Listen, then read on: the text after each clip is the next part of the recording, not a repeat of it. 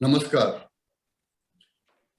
गीतांजलि अंतर्राष्ट्रीय उत्सव के 24वें सत्र में मैं डॉक्टर कृष्ण कन्हैया, इस संस्था का महासचिव, आप सबों का, हमारे सदस्यगण, अतिथि और विशिष्ट अतिथि और YouTube के माध्यम से जो बाद में जुड़ेंगे हमारे जो विश्व के श्रोता और दर्शकगण हैं, उन सबों का मैं हृदय से स्वागत अभिवादन करता हूं।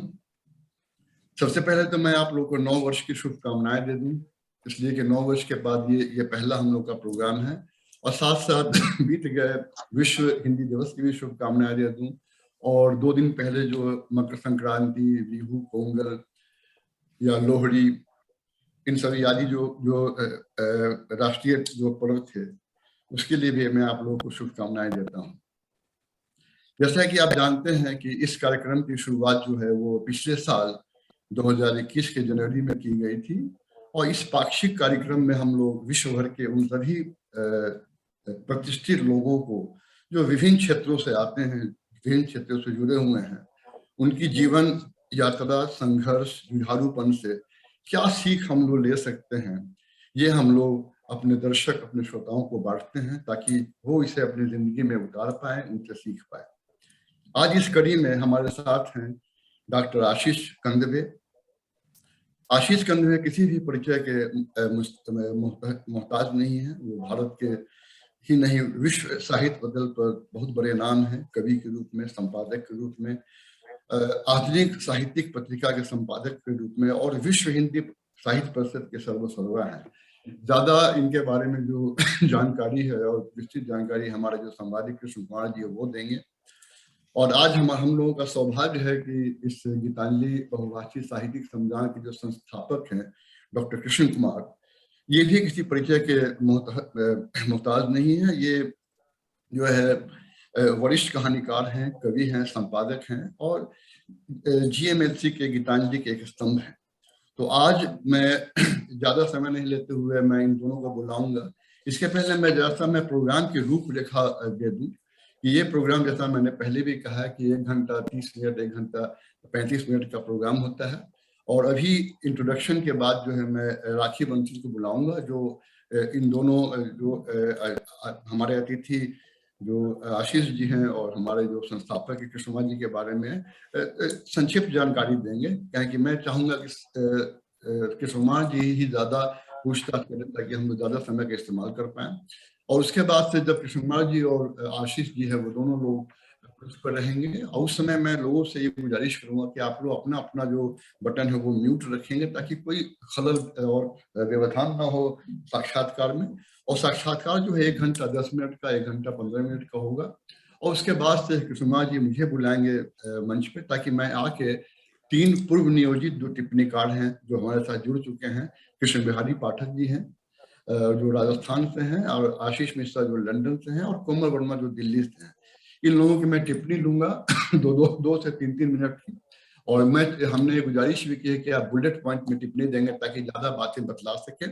और उसके बाद जो है वो फिर प्रोग्राम का समापन किया जाएगा, और समापन का जो है वो की जिम्मेवारी फिर कृष्ण कुमार जी के कंधे पे आएगी, जो आके प्रोग्राम के समापन करेंगे लोगों को धन्यवाद देकर।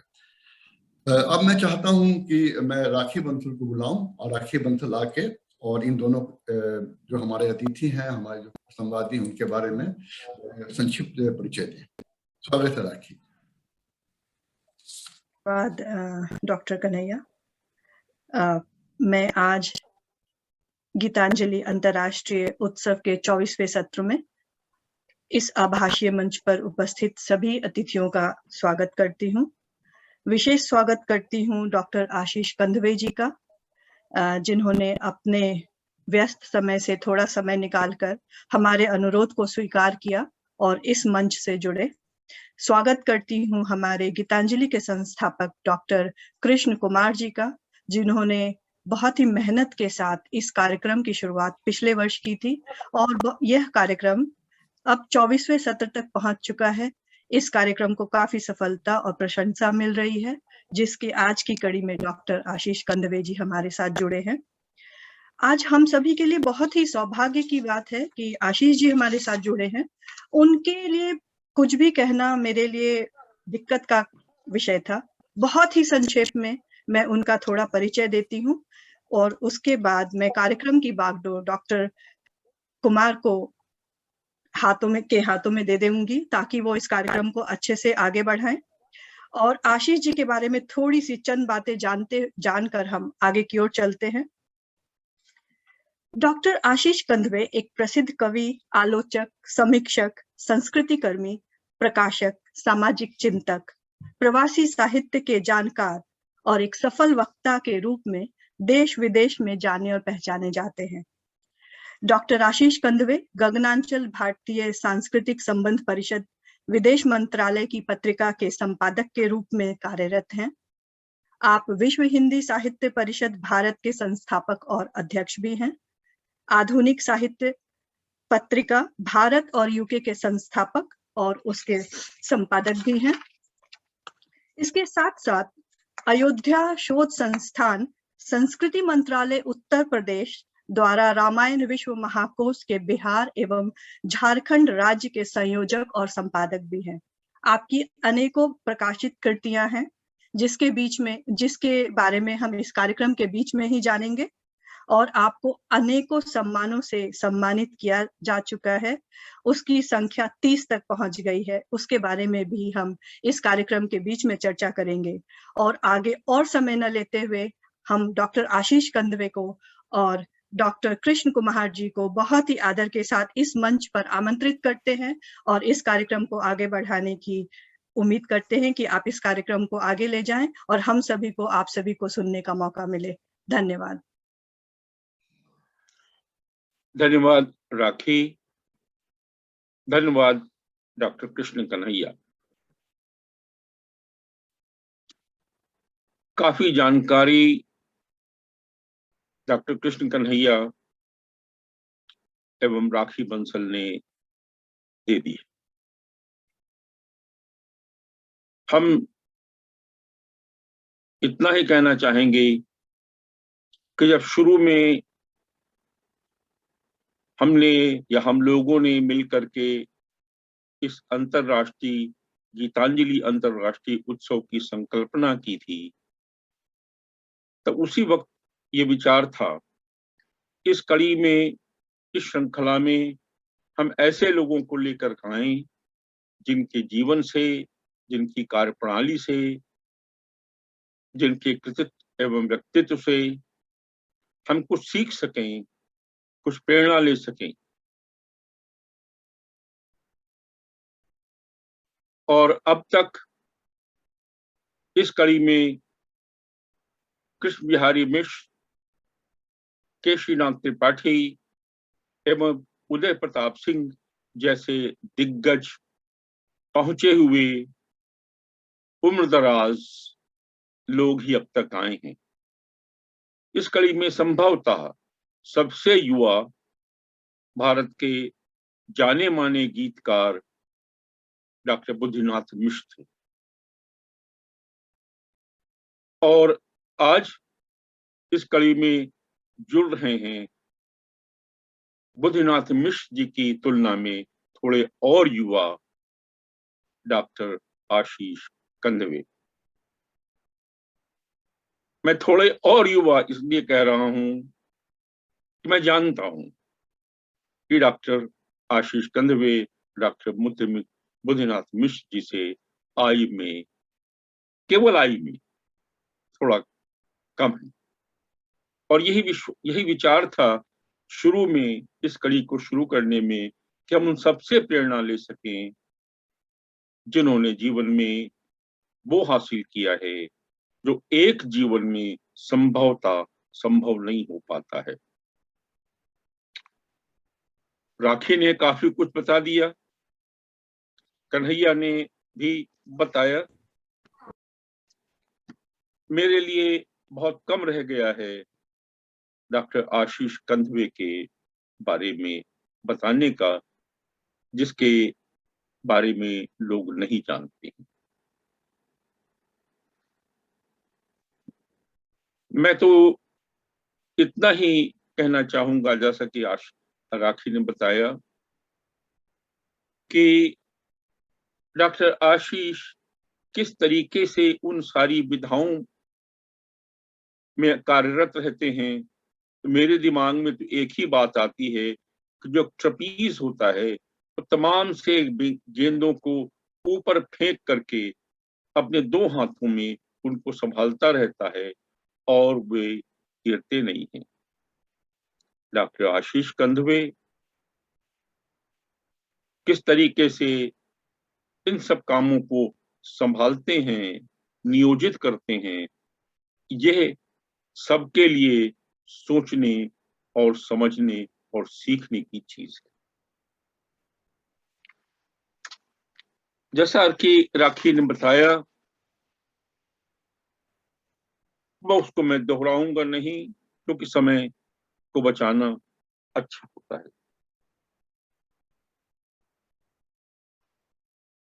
आशीष कंधवे आज से आने वाले 30, 35, 40 साल में कहाँ पहुंचेंगे, कहाँ ठहरेंगे, कहाँ अपने को अपनी पहचान बनाना चाहेंगे, ये कुछ हद तक समय ही निर्धारित करेगा। वो किसी भी क्षेत्र में जाएं, शिखर पर पहुंचना उनकी नियत में है।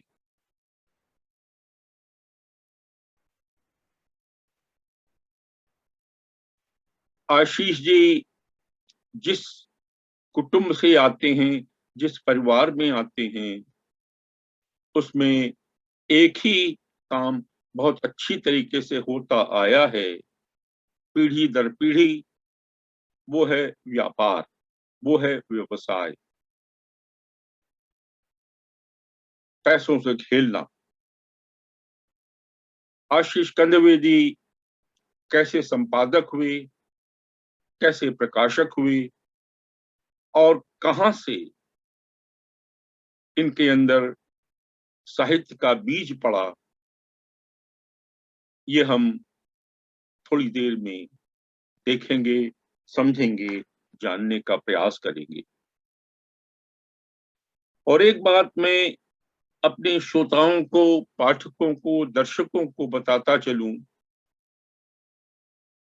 कि जितनी ही कृतियां अब तक आशीष कंधवे डॉक्टर की प्रकाशित हो चुकी हैं, उन पुस्तकों के शीर्षक के बारे में ही अगर एक नजर डाली जाए, एक बात देखी जाए, तो वो ये पता लग जाता है कि आशीष कंधवे साधारण सोच के व्यक्ति तो नहीं है। इनकी सबसे पहली कृति थी समय की समाधि पर। समय की समाधि,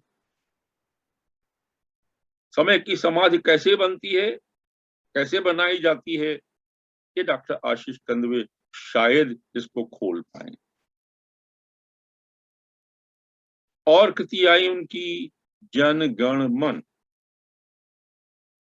दूसरी और अन्य कृति है 21वीं सदी का आदमी। और जो सबसे महत्वपूर्ण कृति शीर्षक के उद्देश्य से जो आने वाली है, इत कथा इति कहानी। वो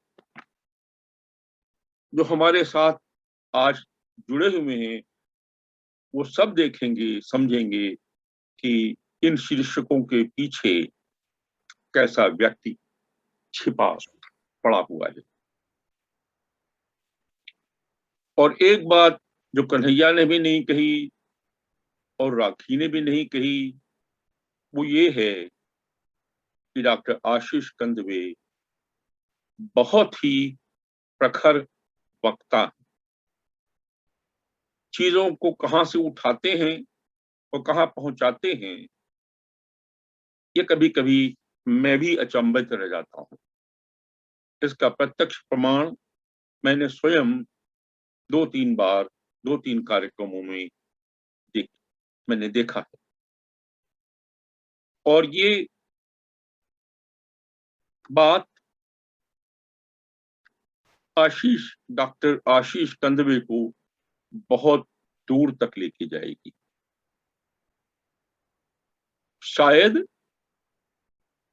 इसका रहस्य आशीष जी बाद में खोलेंगे, लेकिन मैं जो वाक्य मेरे दिमाग में आया मैं पूरा कर दूं। और शायद ये उनको कभी राजनीति की ओर भी ले जाए, और अगर राजनीति में गए तो मेरा अपना अनुमान है कि आशीष कंदवे बहुत ही सफल राजनीतिज्ञ भी होंगे। चलिए हम इस बात को आगे बढ़ाते हैं। आशीष कंदवे डॉक्टर के बारे में बात करने को तो बहुत कुछ है, बहुत कुछ कहा जा सकता है, बहुत कुछ देखा जा सकता है, लेकिन अगर ये सारी बातें हम किसी तरीके से आशीष की जुबान से ही बाहर निकालें तो ज्यादा बेहतर होगा। कहते हैं कि फल कैसा होगा वो उसके बीज पर आश्रित है,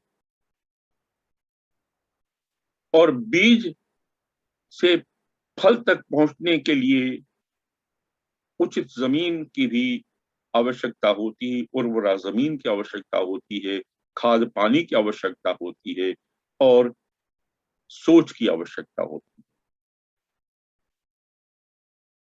है। मनुष्य के रूप में ये सारी चीजें व्यक्ति के फॉर्मेटिव ईयर्स के अंदर आ जाती हैं, जो कि शुरू के 10 साल होते हैं। तो आशीष कंदवे डॉक्टर आजकल क्या हैं, उसकी छाप इनके बचपन में पड़ गई थी। बचपन में इनको ये सारी बातें कहाँ से मिली, मैं तो नहीं कह सकता इनको विरासत में मिली, लेकिन इन्होंने खुद अर्जित की हैं, इतना मैं जानता हूँ, समझता हूँ। तो कैसे आशीष कंदवे इस ओर मुड़े और आगे बढ़ते गए, ये बात धीरे धीरे खोलेगी। और तमाम ऐसी बातें हैं आशीष के बारे में जो कहीं न कहीं मुझको ये कहने के लिए मजबूर करती है कि कोई न कोई तो बात रही होगी कि मेरा परिचय डॉक्टर आशीष कंदवे से कुछ वर्षों पहले हुआ, क्योंकि उनकी सोच में और उनके काम में कुछ समानता मुझसे भी मिलती है। ये मैं नहीं कहता हूं कि आशीष कंदवे इसके ज्यादा भागीदार हैं, बागी और भाग्यशाली हैं। मैं कहूंगा मैं भाग्यशाली हूं कि ऐसे व्यक्ति से मेरा परिचय हुआ। ऐसे हैं हमारे डॉक्टर आशीष कंदवे। तो आशीष जी, हम बात शुरू करते, अभी तक तो मोनोलॉग था, मैं बोलता जा रहा था, आप खामोशी से बीच बीच में कभी मुस्कुरा देते थे, कभी भाव भंगिमा बदल देते थे, लेकिन अब ये मोनोलॉग नहीं की जरूरत नहीं है। अब मैं आपको आमंत्रित करता हूं कि आप ये बताएं सबसे पहले कि आप एक कवि के रूप में स्थापित हो चुके। सबसे पहले आपको अगर आपको याद है कि आपकी पहली रचना क्या थी, जो कि शायद समय की समाधि में आई हो, जिसका प्रकाशन 2010 में हुआ था, आप अपनी पहली रचना लोगों को सुनाएं, फिर हम आगे बढ़ते हैं। सादर प्रणाम आदरणीय डॉक्टर कृष्ण कुमार जी। सबसे पहले तो मैं एक बात का खंडन कर देता हूं कि ये मेरा सौभाग्य है कि मैं डॉक्टर कृष्ण कुमार के सानिध्य में आया, मेरा उनसे परिचय हुआ। हमारी जो गुरु शिष्य परंपरा है उसके अंतर्गत मैं आपको अपने गुरु की श्रेणी में देखता हूं, आदरणीय प्रोफेसर कृष्ण कुमार जी। बेटा कितना भी बड़ा हो जाए हमेशा बाप से छोटा ही रहेगा, और मैं हमेशा आपके सानिध्य में ही रहना चाहूंगा, मैं कभी बड़ा नहीं होना चाहता। आज के इस पटल पे जितने भी लोग जुड़े हैं सबका अभिवादन करूंगा। राखी बंसल, डॉक्टर कृष्ण कन्हैया, जिनका अभी अभी हमारे कार्यालय में आना हुआ था और बहुत सुखद समय हम लोगों ने गुजारा था, शशि माथुर जी, रमा जोशी जी, आज टिप्पणीकार के रूप में जो हमारे साथ जुड़े हैं कृष्ण बिहारी पाठक, बहुत ही प्रखर वक्ता और युवा आलोचक के रूप में देश भर में पहचान बनाते जा रहे हैं। हम सबके बीच में कोमल वर्मा, युवा कवयित्री एवं सामाजिक चिंतक के रूप में बहुत गंभीर लेख लिख रही हैं, आजकल अनेक पत्र पत्रिकाओं में छप रहा है, अभिनंदन करता हूं। और इंग्लैंड से मेरे ही नाम राशि आशीष मिश्रा, जो अपनी कविताओं से लगातार इंग्लैंड के हिंदी जगत को अचंभित कर रहे हैं। आप तीनों आज टिप्पणीकार के रूप में, बीच से दिनेश सागर, प्रदीप त्रिपाठी और न जाने मेरे कितने सारे मित्र, आदरणीय कविंद्र भैया और भी जितने जिनका नाम मैं नहीं ले पा रहा हूँ, राहुल द्विवेदी BHU से, ऐसे बहुत सारे मित्र जुड़े हैं। जैसे जैसे मुझे नाम दिखता जाएगा मैं सबका नाम लूंगा और आभार प्रकट करता हूँ। डॉक्टर कृष्ण कुमार ने मेरे बारे में बहुत सारी बातें कही। मैं अपने जो आज की भाषा है उसकी गति जरा तेज रखूंगा, क्योंकि कृष्ण कुमार जी से बात करने का मुझे सौभाग्य प्राप्त हुआ है। होना ये चाहिए था कि साक्षात्कार मैं कृष्ण कुमार जी का ले रहा होता, लेकिन एक बड़े व्यक्ति का जो व्यक्तित्व होता है वही ऐसा सोच सकता है कि अपने से आधे उम्र के व्यक्ति का वो साक्षात्कार। अनुभव में भी आधा हूं, लेखन में भी आधा हूं, लेकिन फिर भी उनके दृष्टि में मैं कुछ शायद कर पाया हूं, इसलिए उन्होंने मुझे चुना और मुझे कहा कि बुद्धिनाथ मिश्र से उम्र में थोड़े से कम, बुद्धिनाथ जी से मैं सिर्फ 25 साल छोटा हूं, 30 साल इसलिए बुद्धिनाथ जी लगभग 70 वर्ष के होने जा रहे हैं, तो मैं उनसे बहुत छोटा हूं। और बुद्धिनाथ जी को प्रणाम करते हुए कि वो इस पटल के लिए सबसे युवा व्यक्ति हैं, उनका अभिनंदन करता हूं। और अपनी बात, जैसा कि प्रोफेसर कृष्ण कुमार जी ने कहा कि मेरी पहली कविता कौन सी थी, उससे शुरू करता हूं। अरुणा सब्बरवाल जी को भी मैंने देखा, उनका भी हृदय से आभार। नरेंद्र गोबर जी का भी आभार, सभी का आभार। सभी आदरणीय हैं, सभी मुझसे श्रेष्ठ हैं। मित्रों, पहली कविता मैंने बहुत वर्ष पहले, लगभग इस बात को 25 वर्ष हो गए होंगे जब मैंने लिखी थी। और अयोध्या से जानवी पांडे भी जुड़ी हैं, उनका भी बहुत अभिनंदन। बहुत बड़ी लोक संगीत की ज्ञाता है, बहुत अच्छी कवित्री हैं और बहुत अच्छी सिंगर हैं, गायक हैं।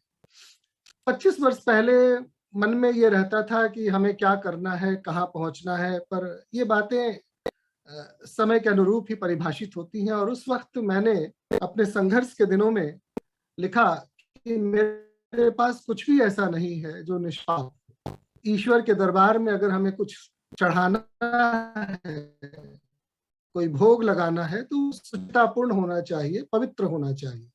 तो बस इसी बात को ध्यान में रख करके मैंने कुछ शब्दों से अपने उस ठाकुर वृंदावन बिहारी लाल के चरणों में शब्दों से अर्पण कर दिया, जिसका शीर्षक ही कविता का अर्पण था। मैंने लिखा कि हे प्रभु क्या करूं अर्पण तुझे, कुछ भी नहीं मेरे पास जो हो निष्पाप। हे प्रभु क्या करूं अर्पण तुझे, कुछ भी नहीं मेरे पास जो हो निष्पाप। मन लोभी तन कामी दूषित दृष्टि दूषित वाणी, यही जीवन यही मृत्यु सृष्टि की बस यही कहानी। हे प्रभु मुझे दो इतनी दृष्टि कि कर सकूं कम से कम अर्पण, अपने अश्रुधार का 2 बूंद शुद्ध पानी, अपने अश्रुधार का 2 बूंद शुद्ध पानी। मैंने सोचा जीवन में कौन सी ऐसी चीज है जिसमें मिलावट नहीं हो सकती, तो वो अंत में एक ही चीज निकल के आई कि चाहे आप खुशी के आंसू बहा लें या गम के आंसू बहा लें, एक आंसू ही ऐसी चीज है जिसमें मिलावट करना किसी भी व्यक्ति के लिए संभव नहीं है। इसीलिए मैंने इस सृष्टि के नियंता को कहा कि मेरे अश्रुधार के 2 बूंद पानी को ही पवित्रता प्रदान कर दो, वही मैं तुम्हें चढ़ा देना चाहता हूं। और यही मेरी पहली कविता थी। जी कृष्ण कुमार जी। धन्यवाद आशीष।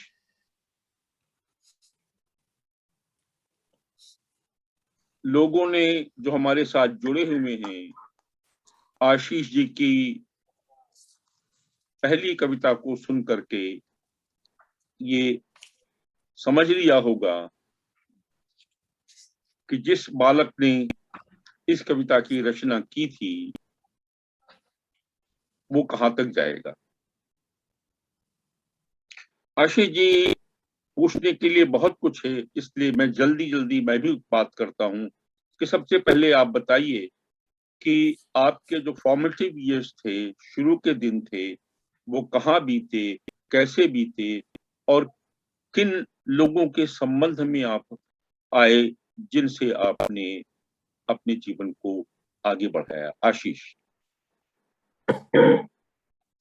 शुरू के दिन आदरणीय कृष्ण कुमार जी एक साधारण परिवार के सदस्य होने के नाते हम लोगों का जीवन भी साधारण ही था।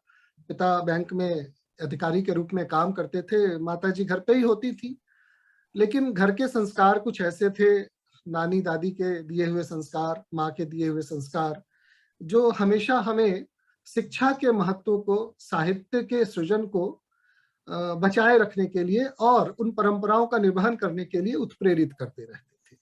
मेरे पिताजी का बहुत शुरू से रुझान रहा, वो अपने घर में एक लाइब्रेरी रखते थे और उसमें हिंदी के सभी महान रचनाकारों की कृतियां वहां पे संकलित थी, और नई किताबें जब आती थी तो वो लेकर आते थे और उसको बहुत बढ़िया से पहले जिल्द साज के थे, क्रोनोलॉजिकली उसको एक सीरीज में लगाते थे और उसके बाद अपनी लाइब्रेरी में सजा देते थे, और फिर जब मौका मिलता था व्यस्तताओं के बीच से, नौकरी के बीच से, तो उसको पढ़ते रहते थे। और मित्रों के बीच में ये चर्चा का विषय रहता था कि आज किस उपन्यासकार की नई कृति आई है, किस कहानीकार की कहानियां चर्चित हैं, किस कवि की कविताएं आजकल चर्चा में हैं। और कभी भी मैंने उनको नहीं देखा कि उन्होंने कोई फूहड़ साहित्य की बात की हो, किसी हास्य मंच की बात की हो, किसी इधर उधर की बात की हो, बल्कि बुनते थे और आपस में मित्रों के सर्किल में जब बैठते थे, उनकी अपनी परिधि थी, उसमें ये सब चर्चाएं होती रहती थी। गया में मेरा जन्म हुआ, लेकिन बहुत छोटी आयु में हम लोग पटना आ गए थे। पटना में जहां हमारा घर था वो राजेंद्र नगर का इलाका कहा जाता है, जहां से बहुत ही नजदीक में ही दिनकर जी का घर हुआ करता था। और दिनकर जी पटना के सूर्य, पटना के क्या विश्व के सूर्य है वो। तो वो जो दिनकर चौराहे पे हम लोगों का जो जीवन गुजरा है, 10-12 साल का पटना का जीवन, जिसमें हमने अपने तरुणाई को देखा है, अपने युवावस्था को देखा है, जब हम क्रिकेट के बॉल और फुटबॉल से खिलवाड़ करते हुए सड़क पे दौड़ते थे और दिनकर भवन, दिनकर निवास जैसे बोर्ड पढ़ते थे, तो समझ नहीं आता था कि ऐसा क्या है कि इतने सारे लोग यहाँ पे कैमरामैन बुलाते हैं, यहाँ खड़े होकर के फोटो खिंचवाते हैं, आखिर दिनकर ने कर क्या। उस समय ये नहीं पता था कि साहित्यकार कितने बड़े होते हैं, उनका नाम कितना होता है, उनकी यश कीर्ति गाथा कितनी होती है। धीरे धीरे जब हम लोग हाई स्कूल में पहुंचे, तब ये समझ में आने लगा कि दिनकर ये हैं जिन्होंने कुरुक्षेत्र लिखा, दिनकर ये हैं जिनकी उर्वशी है, दिनकर ये हैं जो कहता है मैं अपने समय का सूर्य हूं। तो वो दिनकर का प्रभाव, चूंकि दिनकर चौराहे पे ही मेरे मामा जी की दवाई की दुकान होती थी और जैसे ही मुझे समय मिलता था मैं उस पर जाके बैठ जाता था। कोई भी पूछता था भाई कहाँ आना है, दिनकर चौराहा आ जाओ। तो वो दिनकर हमेशा दिमाग में घूमता रहा और कविताएं दिनकर के बहाने कविताएं दिमाग में घूमती रही। फिर कुछ दिनों के लिए मैंने बड़ा अजीब है कि जब मैं सिर्फ 8वीं कक्षा में पढ़ता था तो पटना में मैंने पुस्तक की दुकान खोली और मैंने 3 बरस उसको चलाया, 3 वर्ष तक पुस्तकों की दुकान चलाया। और उसमें एक दिन सौभाग्य प्राप्त हुआ कि मेरी दुकान पे बाबा नागार्जुन आए और उनके साथ बैठ करके बहुत लंबा संवाद हुआ और बोले पढ़ने लिखने की तुम्हारी उम्र है, अभी से किताब उताब बेच के जेब में पैसा रख करके भटक जाओगे। उनकी भाषा ऐसी थी, तो इससे अच्छा है कि तुम भटको नहीं, इधर उधर लटको नहीं, पढ़ाई करो। तो बाबा नागार्जुन मेरे फूफा जी थे, एक छोटे फूफा जी मेरे, उनसे उनका अच्छा परिचय था और अक्सर आकर के वो दुकान पे बैठा करते थे और कहा करते थे, मेरे फूफा जी का नाम विजेंद्र आर्य था, तो वो कहते थे अरे विजेंद्र जरा इमरती मंगा लो, समोसा मंगा लो और कुछ पकौड़े मंगा लो। और ये सब मंगा करके दुकान पे बैठ करके बाबा नागार्जुन की कुछ कविताएं हम लोग सुन लेते थे। तब ये नहीं महसूस होता था कि बाबा नागार्जुन कोई इतनी बड़ी शख्सियत होगी, क्योंकि हमारी दृष्टि छोटी थी, हमारे दृष्टिकोण बहुत संकुचित थे। हम ये सोचते थे कोई कवि है, नहाता है नहीं, इसमें बदबू आती है, अजीब तरह का वो वेशभूषा रखते थे और अजीब तरह की बातें करते थे। लेकिन वही बात हुई कि जब हम 10वीं में पहुंचे तब पता चला कि बाबा नागार्जुन के साथ बैठना अपने आप में बहुत बड़ी बात थी। तो रहे, इसके अलावा सहाय फैमिली के साथ मेरा बहुत उठना बैठना रहा, जहाँ पे बहुत जबरदस्त साहित्य और संस्कृति की चर्चा होती थी। बहुत पढ़े लिखे लोग, घर में 4 जस्टिस और 4 जस्टिस एक ही घर में रहते थे और न जाने कितने सारे वकील, और उनका बहुत बड़ा फौज था पटना में। तो उनके घर में मैं देखता था कि महादेवी की चर्चा होती थी। कई बार वो जाति को लेकर के भी चर्चा करते थे कि अरे कायस्थ परिवार में सबसे सुंदर लेखक पैदा होते हैं। तो मैं कहता था कि ये खाली कायस्थ को क्यों देते हैं श्रेणी कि अच्छे लेखक कायस्थ परिवार में पैदा होते हैं, अच्छे लेखक भूमिहार में पैदा होते हैं। ऐसी शब्दावली का भी हम लोगों ने उपयोग सुना, प्रयोग करते हुए देखा बिहार में। और बनिया, जैसा कि कृष्ण कुमार जी ने कहा कि हम लोग वैश्य वर्ण से आते हैं और आजादी के पहले से लेके आज तक एक सफल व्यवसायिक परिवार के रूप में हम लोग जाने भी जाते हैं।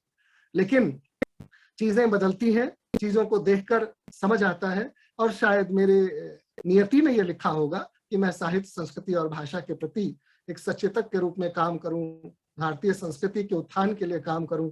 जबकि मेरे पिताजी ने बहुत कोशिश की कि बीकॉम ऑनर्स करके ये चार्टर अकाउंटेंट बन जाए, जबकि मैंने चार्टर अकाउंटेंसी का, आज वो भी मैं बात खोल देता हूं कि सीए के फर्स्ट अटेम्प्ट में ही मैंने अपना फाउंडेशन कोर्स क्लियर कर लिया था और चार्टर अकाउंटेंट के लिए मैं एलिजिबल हो गया। लेकिन मैं दिल्ली आने के बाद मैंने एडमिशन ले लिया हिंदी ऑनर्स में। मेरे पिताजी ने तुरंत मेरा नाम कटवाया, बोले ये आदमी पागल हो गया है, हिंदी ऑनर्स में एडमिशन लेता है, इसको तो बीकॉम में करवाओ। फिर से उन्होंने नाम मेरा कटाया, कॉलेज से एडमिशन हुआ और फिर से बीकॉम में कराया। मैंने तय कर लिया कि अब पढ़ूंगा ही नहीं, जो होगी देखी जाएगी। उसके बाद ऐसे उधेड़-बुन में कुछ वर्ष निकल गए और अंत में पिताजी की जीत हुई, मैं बीकॉम ऑनर्स ही हो गया। घिसट पिसट के जिसको कहते हैं ना, घिस घिस करके डेबिट क्रेडिट बड़ी मुश्किल से किया मैंने, लेकिन हो गया बीकॉम ऑनर्स। और उसके बाद मैंने पढ़ाई छोड़ दी बिल्कुल। दिल्ली में हम लोग 93 में आके बस गए। पटना में बहुत ज्यादा अराजक स्थिति पैदा हो गई, बच्चों का रहना वहां मुश्किल हो गया और बहुत तरह के लूट मार। जबकि पटना के हम लोग सबसे पॉश लोकेलिटी, सबसे संभ्रांत कॉलोनी में हमारा घर हुआ करता था, पाटलिपुत्रा कॉलोनी में। उसके बाद भी हम लोग सुरक्षित नहीं महसूस कर रहे थे, तो वहां से हम लोग दिल्ली आ गए। और दिल्ली आने के बाद लगभग 10-15 सालों तक साहित्य से मेरा लगाव बिल्कुल खत्म हो गया। पटना में साहित्यिक आयोजन, चूंकि मैं राजा राम मोहन राय सेमिनरी स्कूल एक बहुत ही प्रतिष्ठित स्कूल रहा अपने समय का, उस स्कूल में पढ़ता था और एक दिग्गज लोग उस स्कूल से पढ़ करके निकले, बड़े बड़े अधिकारी हुए, बड़े बड़े नेता हुए, बड़े बड़े क्रिकेटर हुए, जिसमें सबा करीम भी शामिल है। हमारे साथ हमारे सीनियर हुआ करते थे, सबा जी 2 साल सीनियर, स्कूल का भी क्रिकेट का कैप्टन रहा। तो ऐसे बहुत सारे लोग थे जिनके संपर्क में आने के बाद मुझे ऐसा लगा कि साहित्य, संस्कृति और भाषा से बड़ी कोई चीज नहीं है। और राष्ट्र का निर्माण के लिए अगर 3 तत्व पड़ताल करनी हो तो पहला तत्व होगा भाषा, दूसरा होगा उसका साहित्य और तीसरी उसकी संस्कृति। ये 3 सबसे महत्वपूर्ण तत्व हैं जिससे किसी राष्ट्र के निर्माण को पुख्ता किया जा सकता है, मजबूत किया जा सकता है और विश्व गुरु के स्थान पर ले जाकर के पुनः स्थापित किया जा सकता है। युवावस्था में खेल कूद, मार पीट, भाग दौड़ के बीच ये साहित्यिक अभिरुचि बनी रही, जिसका परिणाम है कि आज डॉक्टर कृष्ण कुमार मुझसे कुछ प्रश्न कर रहे हैं। जी सर। धन्यवाद आशीष। अब लोगों को पता लग गया होगा कि जिसका संबंध परोक्ष में ही सही रश्मरथी हुंकार जैसी काव्य रचनाओं के प्रणेता दिनकर जी से रहा हो, जो मेरे भी सबसे प्रिय कवि हैं। और हाई स्कूल में मैंने ही उनकी हुंकार, छोटी सी पुस्तक है, हुंकार पढ़ा था और वहीं से मेरी अभिरुचि बदली थी।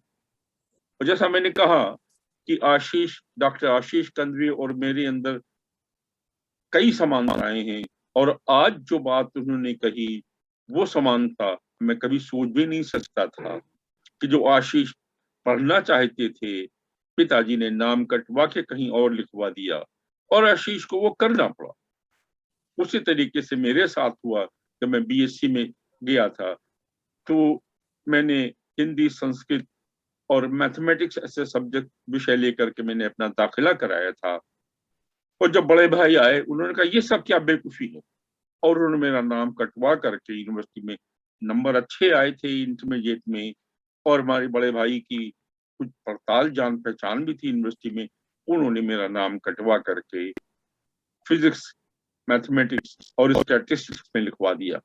तो यहाँ देखिए कितनी बड़ी समानता है कि जो आशीष पढ़ना चाहते थे वो न पढ़ पाए, जो मैं पढ़ना चाहता था वो मैं न पढ़ पाया।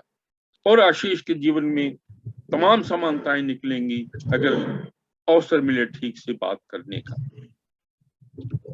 और ये भी पता लग गया कि आज जो डॉक्टर आशीष कंदवे शेप ले रहे हैं, जो सूरत ले रहे हैं, जिस चीज के लिए जाने पहचाने जा रहे हैं विश्व में, उसकी शुरुआत हाई स्कूल के समय ही बाबा नागार्जुन जैसा कहा, दिनकर जी कहा और अन्य साहित्यकारों से परिचय हुआ और उन्होंने ही उनके दिमाग में आशीष कंदवे के दिमाग में बातें डाली, तो बात स्पष्ट हो गई। अब सीधे आते हैं कि आप सफल संपादक हैं और एक सफल प्रकाशक भी हैं, जिन्होंने गीतांजलि समुदाय के तमाम रचनाकारों की पुस्तकें छापी हैं और बहुत अच्छी छापी हैं। उनका कलेवर अच्छा है, उनकी प्रिंटिंग अच्छी है और सब कुछ है कि अच्छे प्रकाशक भी हैं। और जिन चीजों की दिक्कत आमतौर पे रचनाकारों को, लेखकों को होती है, जिसके बारे में उन्होंने अपने कविता संग्रह इत कथा इत कहानी में लिखा हुआ है कि लेखकों की समस्याएं क्या है, उस पर उनकी पूरी कविता है। अगर समय रहा तो वो कविता भी हम आशीष कंदवे से सुनेंगे।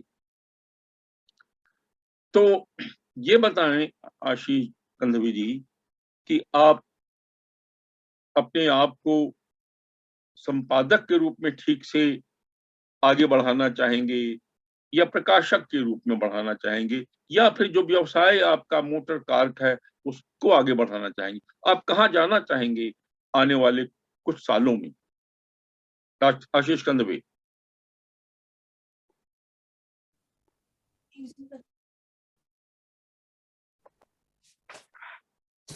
जी आशीष जी, मेरा सवाल आप तक पहुंचा नहीं पहुंचा?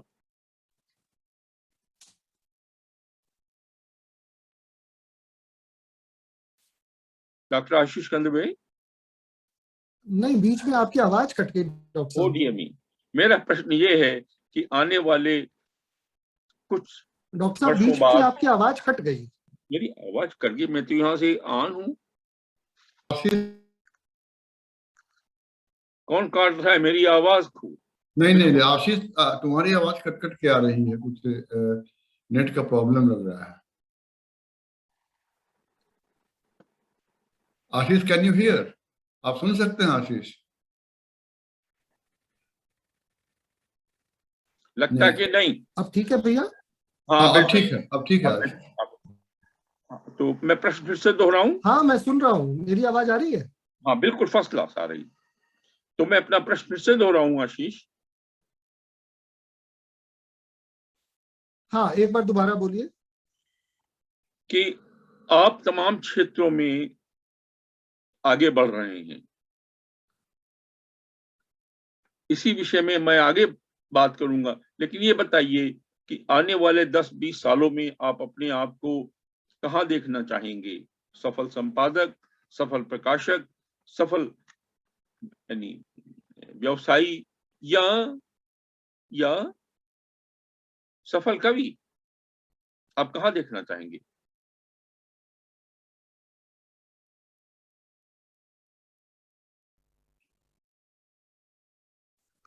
आशीष?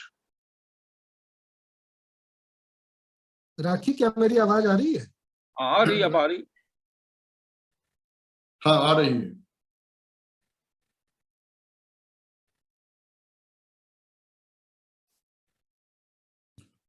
आशीष, कुछ नेट का प्रॉब्लम लग रहा है क्या कि हम लोग यहाँ सबकी आवाज सुन रहे हैं, तुम्हारी आवाज कट कट के आ रही है। राखी, क्या मेरी आवाज आ रही है? आपकी आवाज बीच बीच में रुक जा रही है। आप ऐसा करें कि आप अपना वीडियो ऑफ करके सिर्फ ऑडियो ऑन रखें तो शायद थोड़ा बेटर हो जाएगा। अब देखो, अब ठीक है क्या? जी अभी ठीक है। जी, मैंने आपका प्रश्न सुना प्रोफेसर कृष्ण कुमार जी।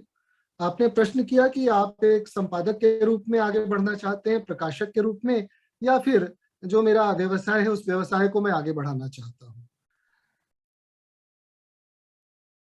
व्यवसाय, मैं तो ये कहूंगा कि आवश्यक है, क्योंकि अभी भी हिंदी साहित्य और भाषा सेवियों के लिए ये बड़ा कठिन काम है कि वो हिंदी का ही काम करके या भाषा या साहित्य की का सृजन करके अपना घर परिवार चला सके। ऐसी स्थिति भारत में भी उत्पन्न नहीं हुई है। और जिन लोगों को, कुछ विशेष लेखक हैं जो बहुत बड़े लेखक हैं, जिनको इतनी रॉयल्टी आ जाती है, जैसे नरेंद्र कोहली थे, जिनको इतनी रॉयल्टी आ जाती थी कि वो उस स्तर का लेखन कर पाए, इतनी रॉयल्टी पाने में सक्षम रहे, वो अपना घर चला सकते थे। मेरे लिए तो कम से कम दो कार्य करना ही है। पहला कार्य है साहित्य में निमग्न रहना, साहित्यिक कृतियों को साहित्यिक समाज के साथ जुड़े रहना, और दूसरा व्यवसाय को जारी रखना, अन्यथा परिवार का पालन कैसे होगा। इसलिए मैं किसी एक पक्ष पे बिल्कुल नहीं जा सकता कि मैं सिर्फ और सिर्फ साहित्यिक दृष्टिकोण से ही आगे चलूंगा, बल्कि मेरे ये दो दृष्टिकोण है, दो पथ है मेरे। इन दोनों पथ पे मुझे समान रूप से चलना है। साहित्य का सृजन भी करना है, साहित्यिक विभूतियों का सम्मान भी करना है, साहित्य की सेवा भी करनी है, संस्कृति का संरक्षण भी करना है, और भाषाई दृष्टिकोण से राष्ट्र को मजबूत भी बनाना है, एक देश एक भाषा की नीति का अनुपालन भी करवाना है। लेकिन साथ में जब तक कि हो सकता है कि आप सब की चिंताएं मुझे भारत सरकार के किसी ऐसे पद पे बिठा दे जिसपे मुझे भी कुछ दाल दलिया का जुगाड़ बन जाए और हर महीने मुझे भी कुछ मानदेय या कुछ ऐसी राशि मिले जिससे परिवार चले, लेकिन तब तक के लिए तो व्यवसाय मेरी मजबूरी है कृष्ण कुमार जी। व्यवसाय मुझे करना ही पड़ेगा, चाहे वो प्रकाशन का करूं या फिर मैं गाड़ियों का व्यवसाय करूं, जो मेरा पुराना व्यवसाय है। कई बार लोगों ने मुझसे पूछा है कि आप कार क्यों बेचते हैं। मैंने कहा बेकार रहने से अच्छा है कार बेचना। तो मैं बेकार नहीं रहना चाहता। लोग ये कहें कि सिर्फ और सिर्फ लिखने पड़ता है और कुछ नहीं है इसके पास, तो जेब में आज स्थिति बड़ी अजीब है। बाजारबाद का जमाना है, आपके कोट पैंट से आपकी औकात मापी जाती है भारत में। विश्व के अन्य देशों में भी होता है। पहले वाली बात नहीं रह गई है कि अगर आप बिल्कुल आज के समय में कोई बाबा नागार्जुन का वेश धारण कर लेगा तो उसको तो लोग साहित्यकार भी नहीं मानेंगे, उसको कहेंगे पहले सैनिटाइज करके आओ, नहीं तो इन्फेक्शन लग जाएगा। तो समय के अनुरूप चलने के लिए हम लोगों को बहुत कुछ करना पड़ता है, और अपनी सामाजिक सांस्कृतिक प्रतिष्ठा को बचाए रखने के लिए मुझे व्यवसाय करना ही पड़ेगा। मैं व्यवसाय करता रहूंगा, प्रकाशन का काम भी करूंगा, लेकिन मूल रूप से जो मेरा ध्येय है वो है भारतीय संस्कृति और साहित्य का संरक्षण करना। जी डॉक्टर, बहुत बहुत धन्यवाद आशीष। और आपके इस प्रश्न के उत्तर में तमाम बातें ऐसी आई हैं जो कि मैं पूछना चाहता था, लेकिन संकोच कर रहा था कि मैं पूछूं या न पूछूं। लेकिन आपने जो बातें कही उससे स्पष्ट हो गया कि मुझे ये प्रश्न चाहे जितना दुष्कर हो, चाहे जितनी मुश्किल हो, आपको उस प्रश्न का उत्तर देने में प्रश्न मुझे अब करना ही पड़ रहा है कि साहित्यिक दुनिया में आजकल सबसे बड़ी समस्या क्या है, सबसे बड़ी चुनौती प्रकाशकों के सामने क्या है, सबसे बड़ी चुनौती संपादकों के सामने क्या है, और सबसे बड़ी परेशानी लेखकों और रचनाकारों के पास है। धन्यवाद आशीष। बहुत बहुत धन्यवाद प्रोफेसर कृष्ण कुमार जी। आपने एक साथ 5 प्रश्न कर दिया है, मैं पांचों का उत्तर दूंगा। मेरी आवाज ठीक है ना राखी? बिल्कुल बिल्कुल जी। एक बार मैं उमापति दीक्षित जी का हार्दिक अभिनंदन करता हूं। उमापति दीक्षित केंद्रीय हिंदी संस्थान में वरिष्ठ प्रोफेसर हैं। आप भी आज इस पटल से जुड़े हैं। विवेकानंद उपाध्याय भी हमारे साथ जुड़े हैं, और प्रीति सिंह भी हिमाचल विश्वविद्यालय से जुड़ी हैं। आप सबका मैं अभिनंदन करता हूं। पहला प्रश्न आपका, प्रकाशकों की समस्या क्या है? प्रकाशकों की समस्या है प्रकाशकों की संख्या। जितने लेखकों की संख्या बढ़ी है उससे कई गुना ज्यादा प्रकाशकों की संख्या बढ़ गई। अगर एक गली में 4 लेखक रहते हैं तो उस गली में 6 प्रकाशक रहते हैं। इसलिए प्रकाशकों को आर्थिक संकट से गुजरना पड़ता है। लेखक से ज्यादा प्रकाशक। दूसरी बात है कि जो प्रतिष्ठित प्रकाशक हैं, जिनका व्यवसाय बहुत चलता है, उनके दृष्टिकोण में लेखक एक व्यक्ति नहीं है, वो लेखक को कुछ भी नहीं समझते। ये भी प्रकाशकों की एक समस्या है। लेखक की समस्या यह है कि वो प्रकाशक से अपने आप को लेखक सिद्ध करना चाहता है। लेखकों की समस्या ये नहीं है कि वो लिख क्या रहा है, वो बड़े प्रकाशन से छप करके अपने आप को लेखक सिद्ध करना चाहता है। ये लेखकों की समस्या है। मैं एक एक पंक्ति में जवाब दे रहा हूं। और संपादक की समस्या, संपादक की समस्याएं तो इतनी है कि मैं आपको बता नहीं सकता। संपादक की समस्या यह है कि जिसके लिए सिफारिश आ गई है उसका छाप दो, नहीं तो तुम पद पे नहीं रहोगे।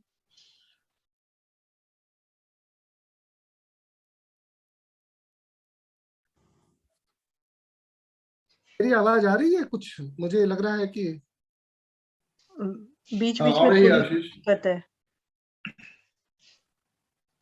ऐसा डिस्टरबेंस तो कभी नहीं होता है, आज पहली बार ऐसा हो रहा है। तुम्हारी आवाज आ रही है आशीष? ठीक है आशीष, बिल्कुल ठीक है। हम लोग तुमको सुन पा रहे हैं आशीष?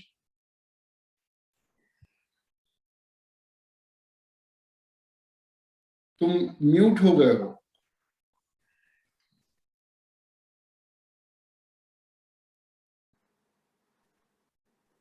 अनम्यूटेड है, मेरी बात नहीं जाती। अब आ रही है, अब आ रही है। संपादकों की एक अजीब तरह की समस्या है। संपादकों के पास समस्या यह है कि पत्रिकाएं कम है, पत्रिकाओं में पन्नों की एक सीमा है और रचनाकारों की संख्या अपरंपार है, और कोई भी ये मानने को तैयार नहीं है कि उसकी रचना कमजोर होगी। अब दिक्कत यह है कि लेखकों की समस्या से मैं आपको अवगत करा दूं कृष्ण कुमार जी, कि सभी लेखक इस बात से आत्ममुग्ध है कि जो मैंने लिखा है वही सर्वश्रेष्ठ है। और अगर संपादक ने इसको काट दिया कि ये उपयोगी नहीं है तो बड़ा उनको बुरा लगता है। फिर वो बातचीत करना बंद कर देते हैं। 2-4-6 महीने में जब उनकी तंद्रा टूटती है और उनको लगता है कि मुझे कुछ और बेहतर लिखना चाहिए था, तब फिर वो संकोच करके फोन करते हैं, भाई साहब एक बार उसको पुनः पढ़ के देख लीजिए। अभी भी मानते नहीं है कि रचना कमजोर है। वो कहते हैं पुनः पढ़ के देख लीजिए, आपने ठीक से पढ़ा नहीं होगा इसलिए छापा नहीं। तो भारत में प्रकाशक, लेखकों को पढ़ने वाले पाठकों और जो उसमें किसी भी तरह का समन्वय नहीं है, ना ही सरकारी स्तर पे, ना ही ऐसा कोई प्रयास किया जा रहा है कि लेखकों को हम क्या पढ़ने के लिए दिए, प्रकाशक क्या छापे। हर आदमी इस चिंता में है कि कौन सी हम ऐसी किताब छाप दें जो भारत सरकार उसकी 100-200-500 प्रतियां खरीद दे। इस चक्कर में जो बढ़िया 100 लेखक होते हैं हिंदी के, जिनकी किताबें बिक रही हैं, अन्यथा सब 200-300-400 में अपने आप को बेस्ट सेलर की उपाधि से खुद को ही अलंकृत कर लेते हैं और समाज में बताए चलते हैं कि भैया मेरी किताबें तो बेस्ट सेलर हो गई हैं, ये हो गया है, वो हो गया है। इसलिए प्रकाशक लेखक का सम्मान करे, लेखक अपने कृति पे इतना अभिमान करे, इतना स्वाभिमान। मैं लेखकों को कहता हूं कि हमेशा अपने स्वाभिमान के साथ चलिए, अपने स्व की रक्षा करिए, अन्यथा आप लेखक हो कैसे सकते हैं। लेखक होने के लिए जरूरी है कि आप अपने स्वाभिमान को बिल्कुल ऊपर रखें। कोई भी प्रकाशक हो, कितना भी बड़ा प्रकाशक हो, आपसे उसका प्रकाशन चलता है। आप लोग जो ये कहते हैं, आजकल के जमाने में ये कहा जाता है प्रकाशक है, इन्होंने हमें प्रकाशित कर दिया। अरे भाई, उन्होंने क्या प्रकाशित कर दिया? आप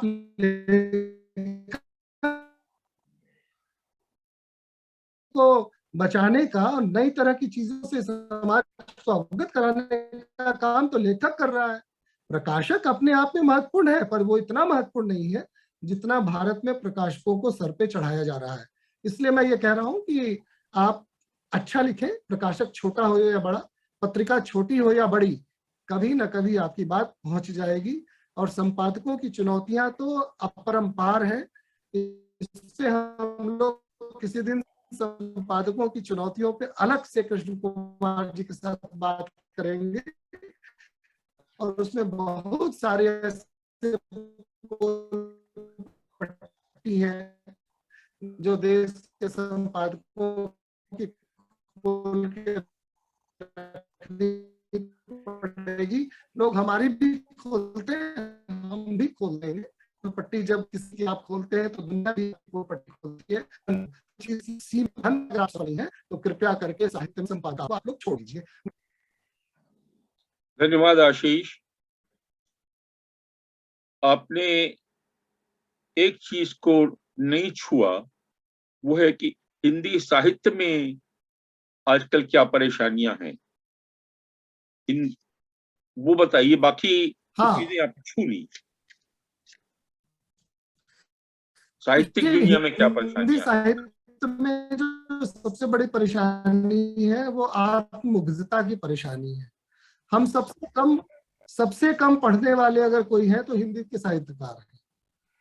पूरी दुनिया में सबसे कम अगर कोई साहित्यकार पढ़ता है तो हिंदी वाला पढ़ता है, और सबसे ज्यादा लिखता है तो हमेशा ये कहता हूँ 100 पृष्ठ पढ़िए, 1 पृष्ठ लिखिए। कृष्ण कुमार जी, बड़े अफसोस की बात है कि हमारे यहाँ लोग 100 पृष्ठ लिखते हैं और 1 पृष्ठ पढ़ते हैं। इसलिए उनकी साहित्यिक गुणवत्ता जो है वो धीरे धीरे विश्व पटल पे बहुत निचले पायदान पे चलती चली जा रही है, और हम वैश्विक हिंदी साहित्य में कहीं भी नहीं टिक रहे हैं। हम इतने आत्ममुग्ध हैं कि अपनी रचनाओं को ही सर्वश्रेष्ठ मान लेते हैं, उसका अवलोकन नहीं करते, उसको मांझते नहीं है, उसको बार बार पढ़ते नहीं है, उसकी उपयोगिता को नहीं जांचते हैं, और सिर्फ मैंने लिखा है इसलिए ये श्रेष्ठ है ये कह करके ऐसी स्थिति बना देते हैं कि लोग उनको साहित्यकार के रूप में स्वीकार कर लें या कवि के रूप में स्वीकार कर लें। परंतु यह बहुत जरूरी है कि हम अपनी आत्ममुग्धता से बाहर निकलकर स्वयं एक पाठक बनकर अपनी रचनाओं का पुनः अवलोकन करें, उसके एक साहित्य के रूप में कितनी है। अगर पाठक के रूप में आपकी रचना आपको स्वीकार नहीं है तो माफ कीजिएगा, उसका स्थान किसी संग्रह में नहीं है, उसका स्थान कूड़ेदान में है। आप उसको फाड़ के फेंकिए, तभी आप कुछ बढ़िया सृजन कर पाएंगे। तो हिंदी की जो वैश्विक स्थिति है उसमें भाषाई स्तर पे हिंदी बहुत तेजी से आगे बढ़ रही है, बाजार के स्तर पे बहुत तेजी से बढ़ रही है, लेकिन वैश्विक हिंदी साहित्य में कोई भी व्यक्ति अभिमन्यु अनंत के बाद आज वैश्विक हिंदी साहित्यकार कहलाने के पायदान पे नहीं पहुंच पा रहा है। या दिनकर या नामधारी सिंह दिनकर के अलावा और भी जो हमारे बड़े महादेवी ऐसे बड़े बड़े साहित्यकार हुए, इन कुछ नामों को छोड़ दें तो विश्व पटल पे अब हिंदी का जो साहित्यिक धूमकेतु है वो बहुत दिनों से ओझल है, और इस धूमकेतु को फिर से दिखाई देने के लिए हमें अपना मूल्यांकन करना पड़ेगा, हमें अपना आत्म अवलोकन करना पड़ेगा, हमें स्वयं का निरीक्षण करना पड़ेगा। तब जाकर के वैश्विक हिंदी साहित्य स्पेनिश, बुल्गारियन, रशियन, अंग्रेजी और जर्मन के आसपास कहीं दिखाई पड़ने की स्थिति में हो सकती है। अभी तो बहुत दूर है। धन्यवाद आशीष। आपने एक बहुत बड़ी बात उठाई और संकेत किया उस ओर कि सबसे बड़ी समस्या हिंदी साहित्य में रचनाकारों के साथ, लेखकों के साथ है कि वो पढ़ना नहीं चाहते हैं, लोगों की, वरिष्ठ रचनाकारों की कृतियों को पढ़ते नहीं हैं और लिखना शुरू कर देते हैं और आत्मश्लाघा में फंसे रहते हैं। तो आपका सबसे बड़ा संकेत हमारे श्रोताओं को है कि आप कृपया कृतियों को पढ़ें, उन्हें गुनें, उन्हें समझें, फिर उनको अपनी रचनाओं में उतारें, अपने विचारों को रखें। बहुत बहुत धन्यवाद आशीष जी। समय बड़ी तेजी से भाग रहा है और मेरा अपना अनुमान ये है कि राजनीति के अलावा आप अपने काव्य धर्म का कार्य, आप अपने आप को कवि के रूप में स्थापित करते रहेंगे, कवि के रूप में अपने आप को बढ़ाते रहेंगे। और आपकी कविताओं, जितना मैंने देखा है आपकी प्रकाशित और अप्रकाशित पुस्तकों के में, कि आपकी रचनाएं किसी एक खास विषय को लेकर के नहीं चलती हैं। आपकी रचनाओं में अगर एक और प्रेम कविताएं हैं जिसका जिसको कि आपकी पुस्तक गुलमोहर मेरा पता में है आपकी प्रेम कविताएं, तो उसी तरीके से प्रकाशित होने वाली संध्या स्थल में आपकी वैचारिक एवं दार्शनिक कविताएं हैं। मैंने देखा है इत कथा इत कहानी में तरह तरह के सामाजिक विषयों को लेकर के आपने अपनी रचनाएं की, कविताएं लिखी हैं। तो सबसे पहले हम चलेंगे आपके कविता संग्रह 21वीं सदी। अब मैं अपने आप को मुख्यतः केंद्रित रखूंगा सिर्फ डॉक्टर आशीष कंदवे की कविताओं पर। उनकी पहली कविता सुनने के बाद मैं उनके पुस्तक यानी 21वीं सदी का आदमी, उसमें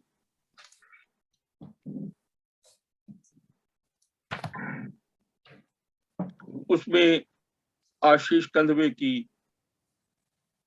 तमाम छोटी छोटी कविताएं हैं, कुछ पंक्तियों की कविताएं हैं और कुछ बहुत बहुत तो नहीं, कुछ लंबी कविताएं भी हैं।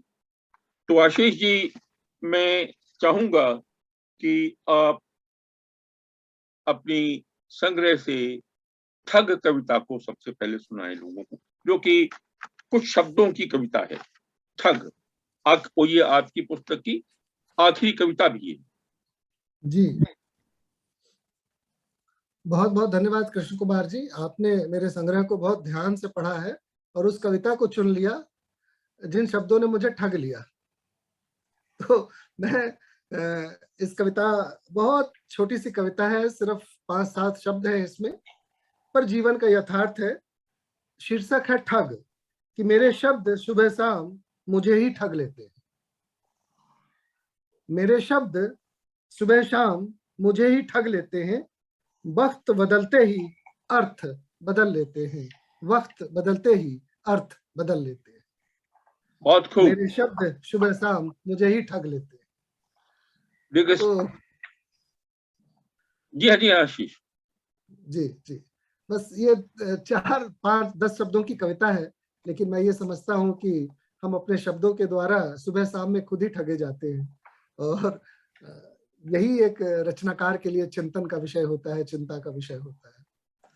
जी, ये छोटी सी कविता ही बताती है कि आपका चिंतन कितना गंभीर है। अब मैं इसी पुस्तक से एक अन्य छोटी सी कविता आपसे चाहूंगा कि लोगों को आप सुनाएं। आदमी ही, ये कविता है आपकी पृष्ठ 98 पर, 98 पृष्ठ पर। जी, आदमी ही।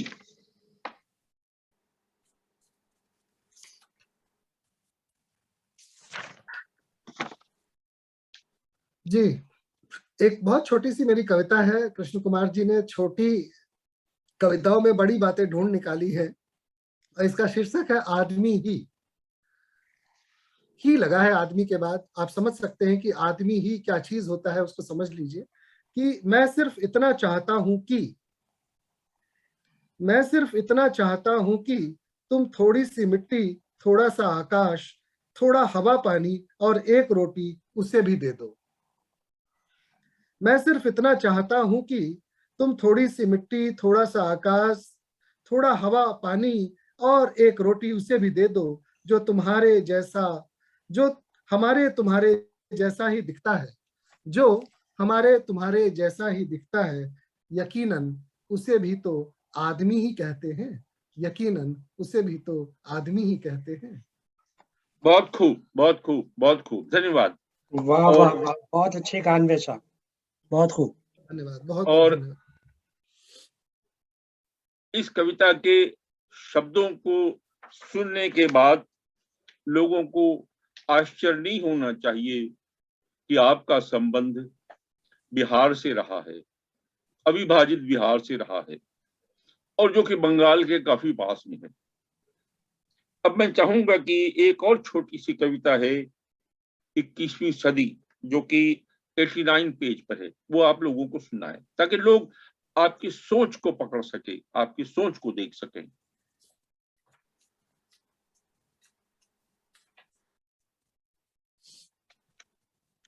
इक्कीसवीं सदी एक कविता है मेरे संग्रह में। 21वीं सदी के शीर्षक से दो कविताएं हैं, एक 21वीं सदी और एक 21वीं सदी का आदमी। मैं 21वीं चाहूंगा सदी, कि आप दोनों कविताएं पढ़ें।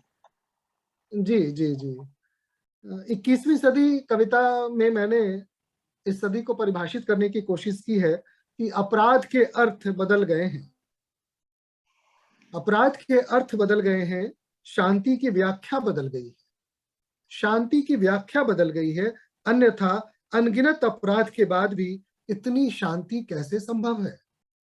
अन्यथा अनगिनत अपराध के बाद भी इतनी शांति कैसे संभव है? मुझे लगता है हम भ्रष्ट तंत्र को समझने लगे हैं और सचमुच 21वीं सदी में चलने लगे हैं, और सचमुच 21वीं सदी में चलने लगे हैं। हमने भ्रष्ट तंत्र को स्वीकार कर लिया है कृष्ण कुमार जी, तो अब हमें कोई परेशानी नहीं होती कि पड़ोस में डाका पड़ गया, कोई वेदना ही नहीं होती, किसी की मान मर्यादा चली गई, हमें कोई व्यथा ही नहीं होती, चर्चा का विषय होती है, सूचनाएं होती हैं। अब ये तो 21वीं सदी में हम इस भ्रष्ट तंत्र को स्वीकार कर चुके हैं। इसलिए मैं कहता हूं कि अपराध के अर्थ बदल गए हैं, शांति की व्याख्या बदल गई है। अन्यथा अनगिनत अपराध के बाद भी इतनी शांति कैसे संभव है? बहुत खूब, बहुत खूब, बहुत खूब आशीष, बहुत खूब। आपने तमाम बातें इसमें कही हैं जिसके बारे में लोग सोचते रहेंगे। जी, 21वीं सदी का आदमी। जी, 21वीं सदी का आदमी, ये कविता मैंने लिखी थी और उस वक्त 2013 में विश्व कविता प्रतियोगिता का आयोजन विश्व विदेश मंत्रालय, भारत सरकार और मॉरिशस में स्थापित किए गए विश्व हिंदी सचिवालय के संयुक्त तत्वाधान में किया गया था। उसमें पूरे वैश्विक पटल पे इस कविता को प्रथम स्थान दिया गया था और $600 का सम्मान राशि भी मुझे प्रदान की गई थी। क्या बात है, बधाई हो। भारत सरकार ने इसके लिए एक बहुत बड़ा प्रमाण पत्र मुझे दिया था कि ये भविष्य की कविता है। आजकल तो ये योजना बंद सी हो गई है, लेकिन फिर भी इस बार मैंने देखा है कि कुछ लोगों को अलग अलग क्षेत्रों में बांट करके पुरस्कार दिए जा रहे हैं। तो ये जो कविता थी, इसमें मैंने आदमी की वेदना को लिखा है। थोड़ी सी लंबी कविता है, धैर्य धार के सुन लेंगे तो शायद आनंद आएगा। 21वीं सदी का आदमी कैसा है? लहूलुहान घायल, पथराया निर्लज, लहूलुहान घायल, पथराया निर्लज, विकसित बीमार, व्यभिचारी लाचार, व्यभिचारी लाचार, परमाणु संपन्न परंतु डरपोक, परमाणु संपन्न परंतु डरपोक, अनगिनत रास्तों पर भागता लक्ष्य विहीन, अनगिनत रास्तों पे भागता लक्ष्य विहीन, रोशनी में नहाई धरती परंतु आंखों में पलते संगीन काले ख्वाबों को सर पर ढोकर कहां तक ले जाएगा, कहां जाएगा ये 21वीं सदी का आदमी। सर पर ढोकर कहां तक ले जाएगा, कहां जाएगा ये 21वीं सदी का आदमी। समझ से परे किसी सुरक्षित स्थान का पता क्यों पूछ रहा है? समझ से परे है किसी सुरक्षित स्थान का पता क्यों पूछ रहा है? इससे अच्छी धूप उसे कहां मिलेगी, इससे अच्छी धूप उसे कहां मिलेगी? शायद मजबूर है ताड़ के छांव में बैठने को। पर्यावरण का हम नाश कर देंगे, ताड़ ही बचेगा। शायद मजबूर है ताड़ के छांव में बैठने को, पिघलते ग्लेशियरों में बहने को, रेडिएशन से लड़ने को और असंख्य दवाइयों के बावजूद लाइलाज मरने को, और असंख्य दवाइयों के बावजूद लाइलाज मरने को। टुकुर टुकुर आंखों से ताक रहा है, टुकुर टुकुर आंखों से ताक रहा है, कभी चांद तो कभी मंगल पर झांक रहा है। सोच रहा है अपना पड़ाव बदलने को, सोच रहा है अपना पड़ाव बदलने को। किंचित कर्मों से मजबूर है, भरोसे का बांध टूट गया है, असहाय द्रवित विषाद से भर गया है। कोहनी और घुटने को बल चलने को क्यों मजबूर हुआ आदमी? कहां तक जाएगा और कहां ले जाएगा ये 21वीं सदी का आदमी? घर में तुमने ही तो बोए थे हरे भरे कैक्टस, घर में तुमने ही तो बोए थे हरे भरे कैक्टस, अब तुम्हारे अपने हमारे बच्चे इन लहलहाते कैक्टसों से हो रहे हैं रक्त रंजित लहूलुहान। हमारी संस्कृति तुलसी चौरा की थी, लेकिन अब ड्राइंग रूम में हम कैक्टस रखते हैं। घर घर में तुमने ही बोए थे हरे भरे कैक्टस, अब तुम्हारे अपने हमारे बच्चे इन लहलहाते कैक्टसों से हो रहे हैं रक्त रंजित लहूलुहान। एकांत बचपन बीमार यौवन से सन्नाटा पसरा है दुनिया में। एकांत बचपन बीमार यौवन से सन्नाटा पसरा है दुनिया में। मूक आवाक बदहवास जेट विमानों के भयानक शोर करते इंजन के युग में घुट गई है, सिमट गई है इंसानी अपनेपन की आवाज। घुट गई है, सिमट गई है इंसानी अपनेपन की आवाज। 21वीं सदी का आदमी बदजुबान बेकार बेसब्र।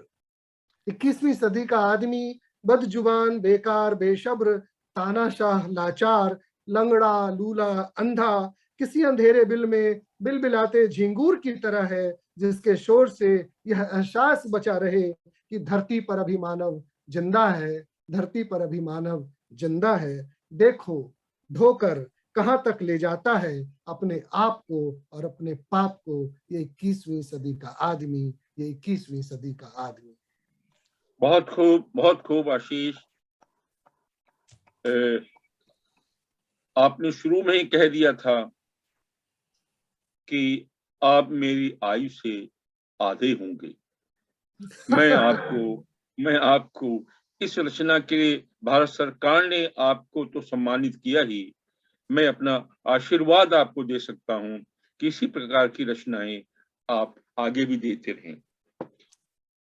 अन्य कई कविताएं मैंने चुन रखी थी आपसे सुनने के लिए, लेकिन समय गति से भागता जा रहा है और मैं जानता हूं कि हमारे अनुज डॉक्टर कृष्ण कन्हैया समय के बारे में कितना चिंतित रहते हैं। इसलिए मैं कोशिश करता हूं कि इस कार्यक्रम को आगे गति से बढ़ाएं। अब मैं छलांग लगा करके, लंबी छलांग लगा करके,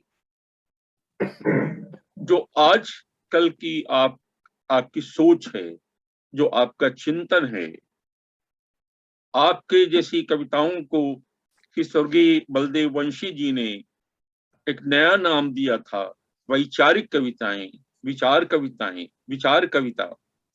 तो आपकी सारी की सारी कविताएं जो हैं बलदेव वंशी जी को बड़ी प्रिय लगी होंगी, जितनी सुनी उन्होंने, जितनी पढ़ी और जितनी वो नहीं देख पाए, दूर से ही उनका आशीर्वाद आपको मिलता रहेगा।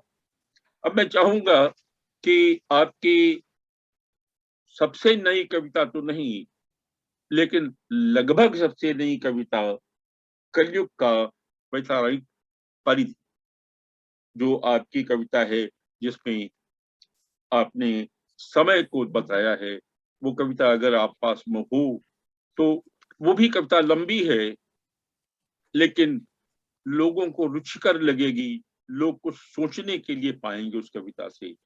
आशीष जी अंकल, कौन सी कविता कही आपने? कौन सी कविता सुनाने के लिए? ये है कलयुग का वातावरणिक परिधि, किसी अंधेरी गुफा में जाकर, ये कविता है। जी मैंने जी कहीं जी, इंटरनेट से कहीं पकड़ी है कविता ये। बहुत बहुत कठिन कविता आपने चुन ली है आज हमारे श्रोताओं के लिए। और कृष्ण बिहारी पाठक कविताओं के बड़े गंभीर अध्येता हैं, तो इन कविताओं में जो कमी रह गई होगी, त्रुटि रह गई होगी, उसको वो ठीक करेंगे। आयुष बंसल ICCR से हमारे साथ जुड़े हैं, आपका बहुत अभिनंदन। और सभी मित्रों का जो इतनी देर से मुझे सुन रहे हैं, कृष्ण कुमार जी के साथ जुड़े हुए हैं, बहुत बहुत धन्यवाद। मैं कलयुग का वातावरणिक परिधि, पता नहीं 2-4 दिन पहले मेरे मन में क्या आया, कलयुग कलयुग कलयुग रात भर दिमाग में घूमता रहा।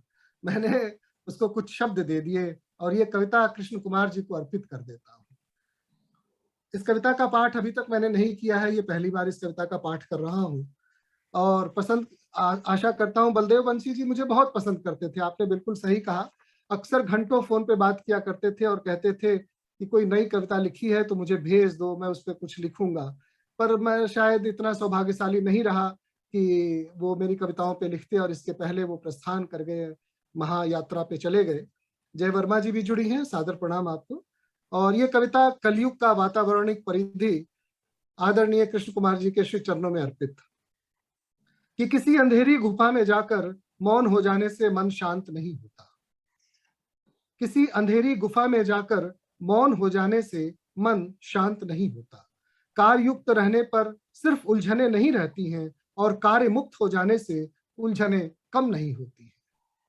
कार्ययुक्त रहने पे सिर्फ उलझने नहीं रहती हैं और कार्य मुक्त हो जाने से उलझने कम नहीं होती हैं। ऐसी बातों को सोचकर मैं हमेशा उलझ जाता हूं और सोचने लगता हूं कि जीवन का यथार्थ क्या है।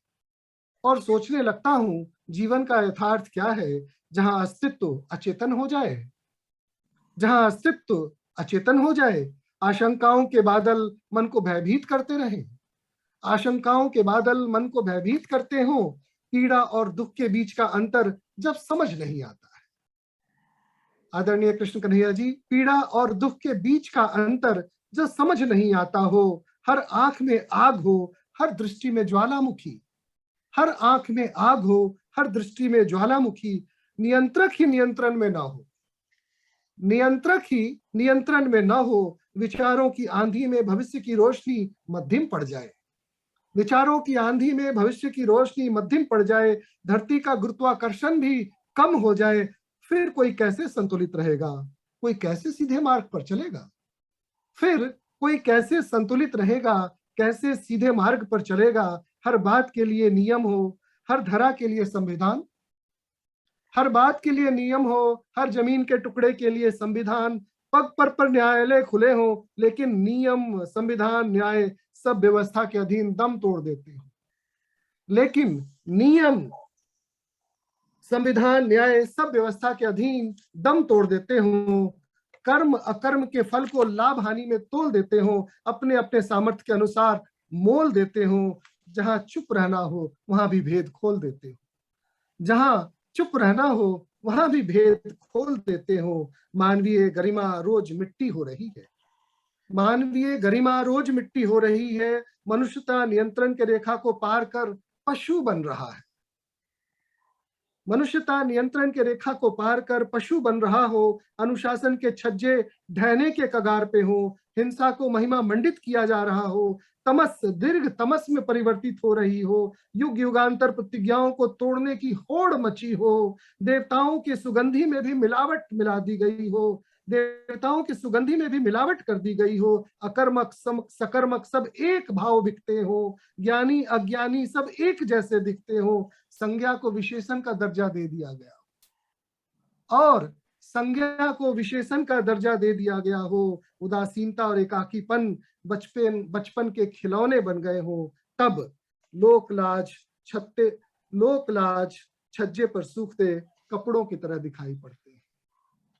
तब लोकलाज, भाषा, संस्कृति छज्जे पर सूखते कपड़ों की तरह दिखाई पड़ते हैं। संतोष और शांति की बात मानवता की सुरम्य वातावरणिक परिधि से बाहर दिखाई पड़ते हैं। इस विराट ब्रह्मांड पर वर्चस्व का कोई विधान न हो। सैटेलाइट हमारी संवेदनाओं को समेटकर अंतरिक्ष में भटकने के लिए छोड़ दे और हम सब मिलकर जोर जोर से जयकारा लगाएं, हम विजयी हुए, हम विजयी हुए, हम विजयी हुए। आप समझ लीजिए कि कलयुग के मध्य में है। आप समझ लीजिए कि आप कलयुग के मध्य में हैं। संभवतः आप कलयुग में प्रवेश भी कर गए हैं। भविष्य कहाँ जा रहा है और जनमन क्या गा रहा है, यह समझना अब जरूरी हो गया है। जीवन के विस्तार में पराजय का दर्द। कृष्ण कुमार जी, जीवन के विस्तार में पराजय का दर्द किसी अनुभवी आंखों में झांक कर देखिए। किसी अनुभवी आंखों में झांक कर देखिए। कोई नेतृत्व आवाज दे, जागृत जनमानस साज दे, तभी कुछ पीढ़ियां मनुष्यता को देख पाएंगी। जीवन ऐसा होता है यह बता पाएंगी। जीवन ऐसा होता है यह बता पाएंगी। बहुत बहुत धन्यवाद। बहुत बहुत बधाई आशीष। लेकिन दुर्भाग्य ये है कि अभी हम कलयुग के मध्य में नहीं पहुंचे हैं। कलयुग का मात्र 5000 कुछ वर्ष अभी समाप्त हुआ है। अभी कलयुग को बहुत दूर तक जाना है और उस समय में ये इंसान बहुत कुछ बदल जाएगा। आशय समय हो चुका है काफी ज्यादा, और मैं एक प्रश्न आपसे कर लूं जिसका उत्तर आप बहुत संक्षेप में दें कि मैंने जी। तो सोच लिया, मैंने समझ लिया कि आप आने वाले 30-40 वर्ष के बाद अपने आप को कहाँ देखना चाहेंगे, लेकिन मैं ये प्रश्न आपसे करता हूं कि आप काल की सीमा को पार कर 30-40 साल बाद जाएं, जब आपके भी बाल मेरे बालों के थे सफेद हो जाएं, और जब आपके भी सर पे बाल कम होने लगे और आपकी मूंछों में भी बाल कम होने लगे, तब आप अपने आप को कहाँ देखना चाहेंगे? आशीष। अब मैं ये तो नहीं कह सकता कृष्ण कुमार जी कि मैं अटल बिहारी वाजपेयी के स्थान पे खुद को देखना चाहता हूँ, ये तो संभव नहीं है। पर काल के कपाल पे लिखता मिटाता रहूंगा, मैं गीत नया गाता रहूंगा। अटल जी कहते थे काल के कपाल पे लिखता मिटाता हूं, मैं गीत नया गाता हूं। मैं उन्हीं पंक्तियों को आगे बढ़ा देता हूं कि काल के कपाल पे लिखता मिटाता रहूंगा, मैं गीत नया गाता रहूंगा। राजनीति में बहुत मैंने हाथ पैर मारे हैं, बहुत वर्षों तक भारतीय जनता पार्टी के साथ काम किया है। प्रदेश, जिला, मंडल से लेकर के राष्ट्रीय कार्य समिति तक का मैं सदस्य रहा, लेकिन शायद मेरा मेरुदंड वो कुछ ज्यादा ही सीधा करके परशुराम ने नीचे भेज दिया है, जो जल्दी मुड़ता नहीं है। तो उस मेरुदंड में लचक न होने के कारण चापलूसी मुझे नहीं आई और मैं राजनीति में थोड़ा पीछे रह गया। लेकिन मैं ये समझता हूं कि एक समय आएगा जब भारत सरकार और भारत के लोग ईमानदारी से काम करने वाले लोगों की भी पहचान करेंगे। और अगर मैंने जीवन पर्यंत अपने पूरे जीवन को, मेरे सभी भाई बहन अच्छी अच्छी जगह पे हैं, सभी बहुत प्रतिष्ठा के साथ जी रहे हैं, मैं भी चाहता तो कोई नौकरी कर लेता। जैसा कि कृष्ण कुमार जी 12वीं में बहुत अच्छा नंबर लाए थे, तो मैं भी उनके पीछे ही चला। मैंने भी बहुत अच्छे नंबर पाए थे। उस समय में 87% नंबर लाना बड़ी बात होती थी, और वो भी बिहार स्कूल एग्जामिनेशन बोर्ड से। और फिजिक्स का मैं बिहार का सेकंड टॉपर था, सबसे ज्यादा नंबर मुझे बिहार में फिजिक्स में आया था। दो, मैं और एक और लड़का था, उसको 0.5% मुझसे ज्यादा था। तो मैं भी कहीं डॉक्टर इंजीनियर हो जाता, लेकिन शुरू से मेरी इच्छा रही कि मैं भारतीय संस्कृति, साहित्य, कला, इन सब के लिए काम करूंगा। और आज कृष्ण कुमार जी के सामने बैठा हूं तो मैं समझता हूं कि इससे बड़ी उपलब्धि क्या होगी। मैं तो चाहूंगा कि आज से 40 वर्ष बाद मैं आपका इंटरव्यू लूं। मैं 40 वर्ष बाद उस स्थिति में अपने आप को देखना चाहता हूं कि कृष्ण कुमार जी शतायु हो जाएं, 120 वर्ष के हो जाएं, और मैं उनका इंटरव्यू लूं और आज के दिन को याद करें कि एक समय था जब मैंने तुम्हारा साक्षात्कार लिया था। और वो समय होगा 30 वर्ष के बाद, 25 वर्ष के बाद, जब मैं कृष्ण कुमार जी का एक बार फिर से साक्षात्कार ले रहा हूँगा और पूछूंगा कि कृष्ण कुमार जी अब आप बताइए कि जीवन कैसा रहा, कितना चले, कहाँ पहुंचे, और नियति को धत्ता बताकर, नियति को धत्ता बताकर, जो नियति ने लिख दिया है उसको धत्ता बताकर अपने परिश्रम से, अपने श्रम से कहाँ तक पहुंचे। सब ईश्वर जानता है कहाँ पहुंचना है, लेकिन मैं अपने कर्म को करता रहूंगा। मुझे बिल्कुल नहीं मालूम, मैं ज्योतिषी नहीं हूं कि मैं अपना भविष्य देख सकूं, पर मुझे ये मालूम है कि सदकर्म करेंगे तो किसी अच्छी जगह पे, किसी अच्छे मुकाम पे हम जरूर पहुंचेंगे। आशीष, मेरी अपनी सोच है कि आप एक कवि होते हुए राजनीति में भी अच्छी पैठ करेंगे, और कभी कभी लोगों की जुबान पर सरस्वती जी आकर बैठ जाती हैं, जैसे कि मंथरा के साथ हुआ था। मंथरा ने वो नहीं किया जो मंथरा चाहती थी, लेकिन मंथरा की जबान पर सरस्वती आकर बैठ गई और उसने कैकई की मति बदल दी, और 14 वर्ष का वनवास श्री रामचंद्र जी को हो गया। अब समय भाग चुका है, लेकिन मैं डॉक्टर कृष्ण कन्हैया की छोटे भाई हैं, अनुमति लेते हुए मैं डॉक्टर आशीष कंदवे से अनुरोध करूंगा कि मैंने अपनी पसंद की सारी कविताएं तो नहीं आपसे कहीं सुनाने के लिए, लेकिन मैं चाहूंगा कि आप अपनी खुद की पसंद की 1-2 रचनाएं लोगों को सुनाएं और उसके बाद में हम इस कार्यक्रम को, इस बात को यानी वहीं पर बंद करें। आशीष कंदवी जी, बहुत बहुत धन्यवाद, बहुत बहुत धन्यवाद। मैं 4-4 पंक्तियां सुनाता हूं जिससे मेरे मन की बात आप सब तक पहुंचे।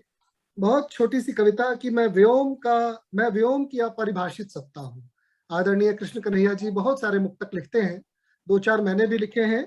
उसमें से एक जो मुझे बहुत पसंद है कि मैं व्योम की अपरिभाषित सत्ता हूँ, अनंत विस्तार का मुक्त ज्योतिमत्ता हूँ, अनंत विस्तार का मुक्त ज्योतिमत्ता हूँ। हिंसा विलीन हो जाता हूँ सिंधु में, हिंसा विलीन हो जाता हूँ सिंधु में। हे शिव मैं तुम्हारे योग्य बेल पत्ता हूँ, हे शिव मैं तुम्हारे योग्य बेल पत्ता हूँ। तो मैं तो अपने आप को बेल पत्र के रूप में शिव जी पे चढ़ा दिया जाऊं, बस इतना ही समझता हूँ, इससे ज्यादा कुछ नहीं समझता। और 4 पंक्तियां आज इस पटल पे जितने लोग उपस्थित हैं उनको समर्पित करता हूं कि हारता गया पर हारा नहीं हूं, हारता गया पर हारा नहीं हूं, लौटा कभी दोबारा नहीं हूं, हारता गया पर हारा नहीं हूं, लौटा कभी दोबारा नहीं हूं। रास्ते छूटे या छूटे मंजिल, हकीकत हूं इशारा नहीं हूं, हकीकत हूं इशारा नहीं हूं। तो मैं अपने जीवन को हकीकत के रूप में देखना चाहता हूं। और 2 कविताएं, चूंकि समय सबको मिले, कृष्ण बिहारी पाठक की टिप्पणी सुनना हमेशा मुझे रुचिकर लगता है और बहुत गंभीर टिप्पणियां करते हैं वो। मैं 2 कविताएं, छोटी छोटी रचनाएं सुनाता हूं जिसमें एक तो पाठक जी के ही मन की रचना है। आदरणीय कृष्ण कुमार जी, मैंने एक रचना लिखी थी, वामन जैसा पग भरकर, वामन जैसा पग भरकर। आशीष भाई, कि मैं युग की अगवानी करने आज निकल पड़ा, क्या बात, मैं युग की अगवानी करने आज निकल पड़ा हूँ, जीवन वाणी को समझने मैं आज निकल पड़ा हूँ। सांसों में जीवन उष्मा का मृदु स्पंदन भरकर, सांसों में जीवन उष्मा का मृदु स्पंदन भरकर, अपनी ऊर्जा को समेट वामन जैसा पग भरकर, खोल काल का कठोर द्वार में आज निडर खड़ा हूँ। मैं युग की अगवानी करने आज निकल पड़ा हूँ, मैं युग की अगवानी करने आज निकल पड़ा हूँ। युग युग तक चले सुख का यह घर संसार बंधु, युग युग तक चले सुख का यह घर संसार बंधु। स्पर्श मधुर विमुग्ध जीवन उमंग भरे लोचन बंधु, देख तुमको खिल पड़े मधुवन का तन मन बंधु। रस भरे गीत लिखो और गुनगुनाओ तुम बंधु, बीते हुए समय को जीतने आज निकल पड़ा हूँ। मैं युग की अगवानी करने आज निकल पड़ा हूँ। आहों में न जल जाए जीवन की अभिलाषा, आहों में न जल जाए जीवन की अभिलाषा। प्राणपन से पुकार लो भरकर पूरी प्रत्याशा, प्राणपन से पुकार लो भरकर पूरी प्रत्याशा। चलो मिलकर मिटा दे जग में फैली निराशा, सत्य सनातन संस्कृति की है यही परिभाषा। लेकर लो हाथों में तिमिर मिटाने निकल पड़ा हूँ, मैं युग की अगवानी करने आज निकल पड़ा हूँ। और अंतिम बंद है कि प्रलय प्रलाप और विलाप इतिहास की बात हो, प्रलय प्रलाप और विलाप इतिहास की बात हो। घर घर में उगे नया दिवाकर, चहुं दिशा नई प्रात हो। काशी मथुरा उज्जैन की फिर भारत में बात हो। रंग राग मधुर स्मृति जागृत मधुमय 12 मास हो। सूल कांटे कंटक भूल नव यौवन जगाने मैं निकल पड़ा हूँ, मैं युग की अगवानी करने आज निकल पड़ा हूँ। जीवन वाणी को समझने मैं आज निकल पड़ा हूँ। बहुत बहुत धन्यवाद। बहुत बहुत बढ़िया, बहुत ही बढ़िया, बहुत ही खूब, बहुत सुंदर। एक और छोटी सी कविता जिसमें संपादक की जो चिंता है वो कृष्ण कुमार जी तक पहुंच जाएगी कि संपादकों की क्या चिंता है। और विमर्श से भरी हुई एक कविता कि इसका शीर्षक है अखबार, शायद कृष्ण कन्हैया जी ने पहले भी सुना है। और खून पीने से कागज ने मना कर दिया, और खून पीने से कागज ने मना कर दिया। इतने मरे कितने मरे, इसने लूटा उसने लूटा, उसकी इज्जत गई उसकी बाल बाल बच गई, काला घोटाला मसाला, वोट बैंक, संसद, दंगा, हड़ताल और ताला। काला घोटाला मसाला, वोट बैंक, संसद, दंगा, हड़ताल और ताला, स्याही से लिखे गए शब्द जब निरर्थक दिखाई पड़ने लगे। स्याही से लिखे गए शब्द जब निरर्थक दिखाई पड़ने लगे, और यह खबर जब खुद अखबार को लगी, और यह खबर जब खुद अखबार को लगी, तो उसने रूंधे गले से कहा, तो उसने रूंधे गले से कहा, संपादक महोदय, कल नागार्जुन की एक कविता, प्रेमचंद की एक कहानी और तुलसी की कुछ चौपाइयां छाप देना। तो रूंधे गले से उसने कहा कि कल नागार्जुन की एक कविता, प्रेमचंद की एक कहानी और तुलसी की कुछ चौपाइयां छाप देना। कभी कभी मेरा भी तो अखबार पढ़ने का मन करता है, कभी कभी मेरा भी तो अखबार पढ़ने का मन करता है।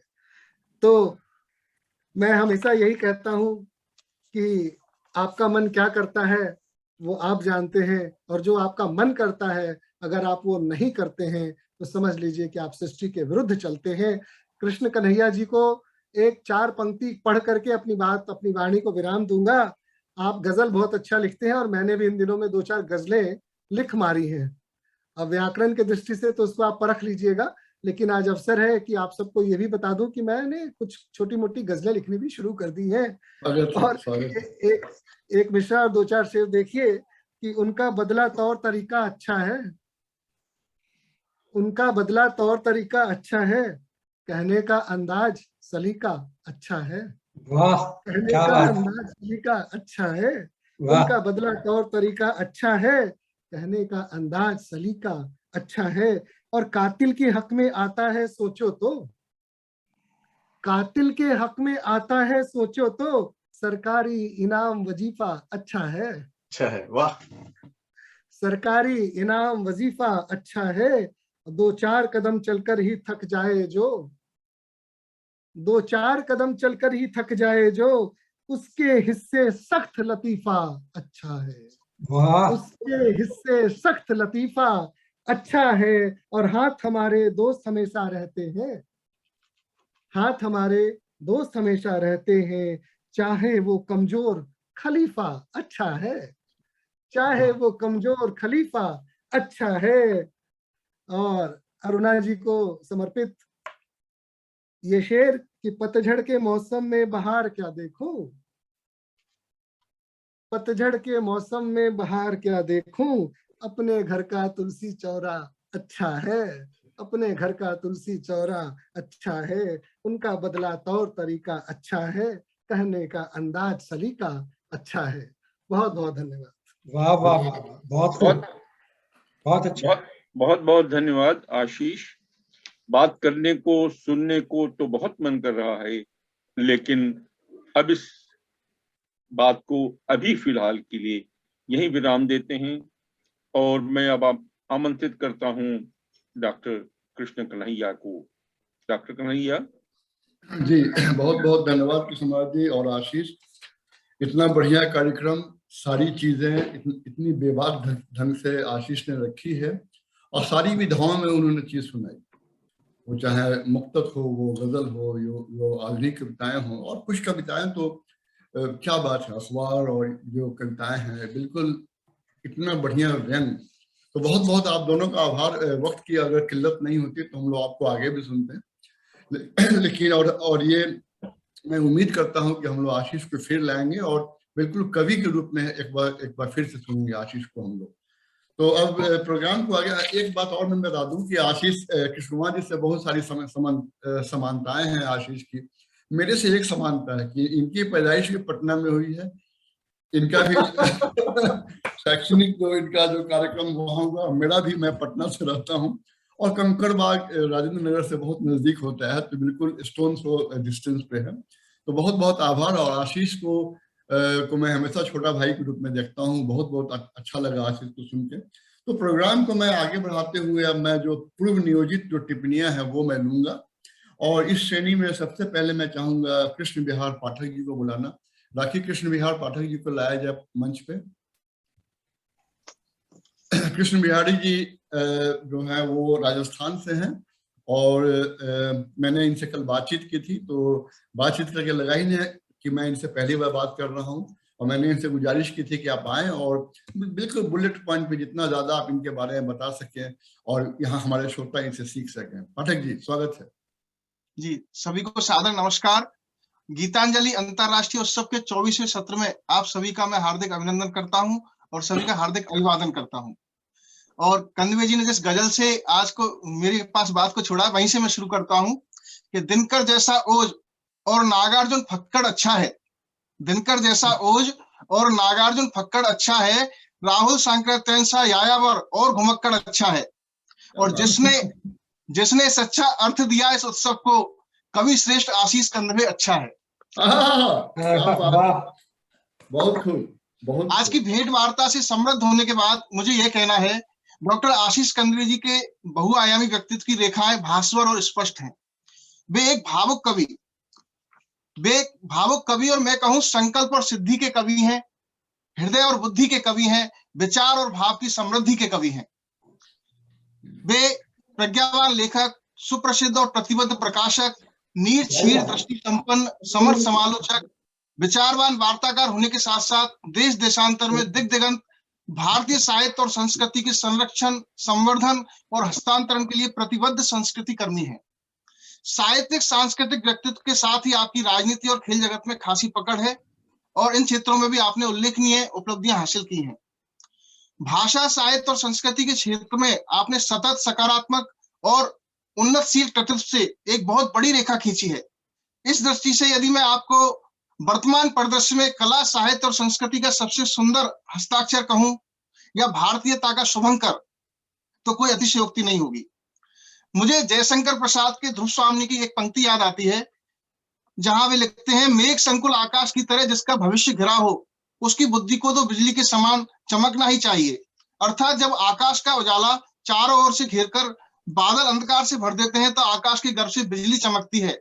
उसी प्रकार आज के परिदृश्य में बढ़ती भौतिकतावादी आपाधापी और नकारात्मक विषमवादी प्रवृत्तियों के घटाटोप अंधकार को छिन्न भिन्न कर भारतीय प्रज्ञा को प्रकाशवान करने के लिए आशीष कंदवे जैसे विद्युत प्रवाह व्यक्तित्व का उदय होता है। वे सच्चे अर्थों में कला, साहित्य और संस्कृति की शला का पुरुष हैं। आदरणीय कंदवे जी अपने भाव सौंदर्य, विचार सौंदर्य, कर्म सौंदर्य और वाक सौंदर्य को अपनी कविताओं में बहुत ईमानदारी और पारदर्शिता के साथ व्यक्त करते हैं। उनकी कुछ पंक्तियां पढ़ रहा हूं जो उनके व्यक्तित्व को उजागर करेंगी। आप त्याग और समर्पण के लिए प्रतिबद्ध हैं।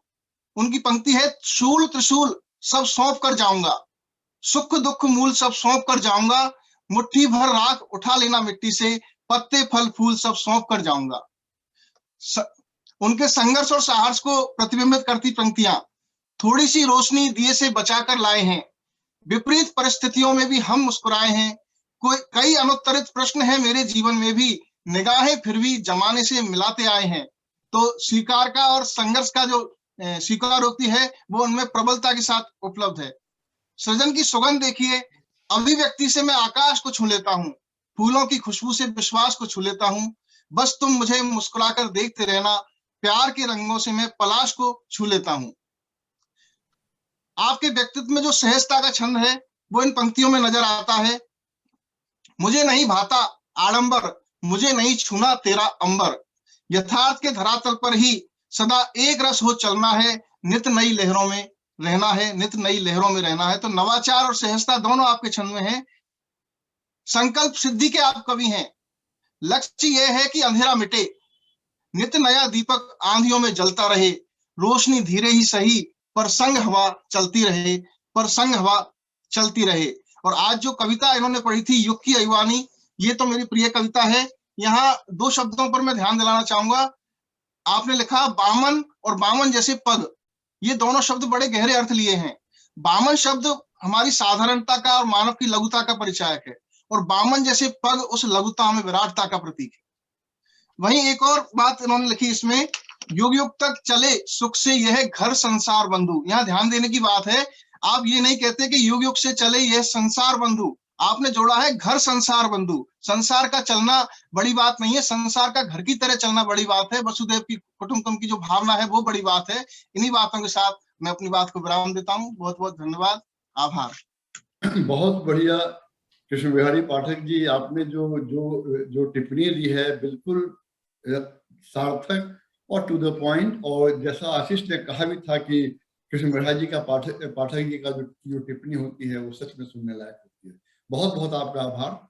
और मैं अब चाहूंगा कि आशीष मिश्रा को मैं बुलाऊं। आशीष मिश्रा जी लंदन से हैं और इन्होंने भी, कल मैंने इनसे बातचीत की कि मैं चाहता हूं कि आप आके आशीष के बारे में बताएं। आप दोनों आदमी का जो फर्स्ट नेम है वो एक है और दोनों आदमी की जो प्रतिभाएं हैं वो बिल्कुल बराबर है। आशीष जी का मैं हमेशा इनके बारे में देखता हूँ फेसबुक पे। मैं चाहता हूँ कि आशीष खांडवे के बारे में या अपनी टिप्पणी दे आज के प्रोग्राम के बारे में।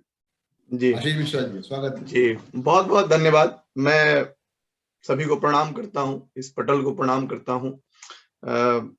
कल लंदन में एक मित्र के यहाँ अखंड रामायण थी, तो यहाँ पर लंदन में रात के गवैये नहीं मिलते हैं, तो मुझे बुलाया गया था। तो मेरा गला उतना अच्छा नहीं है, रात भर रामायण पढ़ के आया हूँ, फिर भी आगे बढ़ता हूँ। ये सर्वप्रथम मैं गीतांजलि को इतने सुंदर आयोजन के लिए बधाई देता हूँ और उसमें भी आदरणीय डॉक्टर कृष्ण कुमार जी की आत्मीयता के साथ सौम्य स्वरूप लिए जो सुंदर उपस्थिति है, इसे इस कार्यक्रम को और भी महत्वपूर्ण बनाती है। श्री आशीष कांधवे जी मेरे मेरे मेरे मेरे बड़े भाई के समान हैं और यह कार्यक्रम उनका साक्षात्कार, एक भेंट वार्ता और उसमें मुझे एक टिप्पणीकार के रूप में बुलाना मेरे लिए हर्ष की बात है, गौरव की बात है। छोटी छोटी 2-3 बातें कहूंगा, फिर मैं विराम दूंगा कि उनका, जैसे कि हम सभी अवगत भी होंगे इस बात से कि उनका सरल और विनम्र व्यक्तित्व सहज ही मुझे और हम सभी को उनके प्रति आकर्षित करता है। और उस पर जो उनके मुखार बिंदु पर, मुखमंडल पर जो मुस्कान होती है, इस सुंदर व्यक्तित्व को और भी अच्छा निखारती है, एक नए दौर में झलकाती है। बिल्कुल बिल्कुल। मैं पहली बार इनसे सोशल मीडिया पे ही मिला था, कुछ 2 मिनट की बात हुई और ऐसा लगा जैसे मैं इन्हें दशकों से जानता। और आज जब मैं टिप्पणीकार के रूप में बोलने आया हूं तो मुझे कतई नहीं लगता है कि मैं इन्हें दशकों से नहीं जानता। क्या बात है। तो इसी सहजता भरे व्यक्तित्व की मैं बात कर रहा हूं।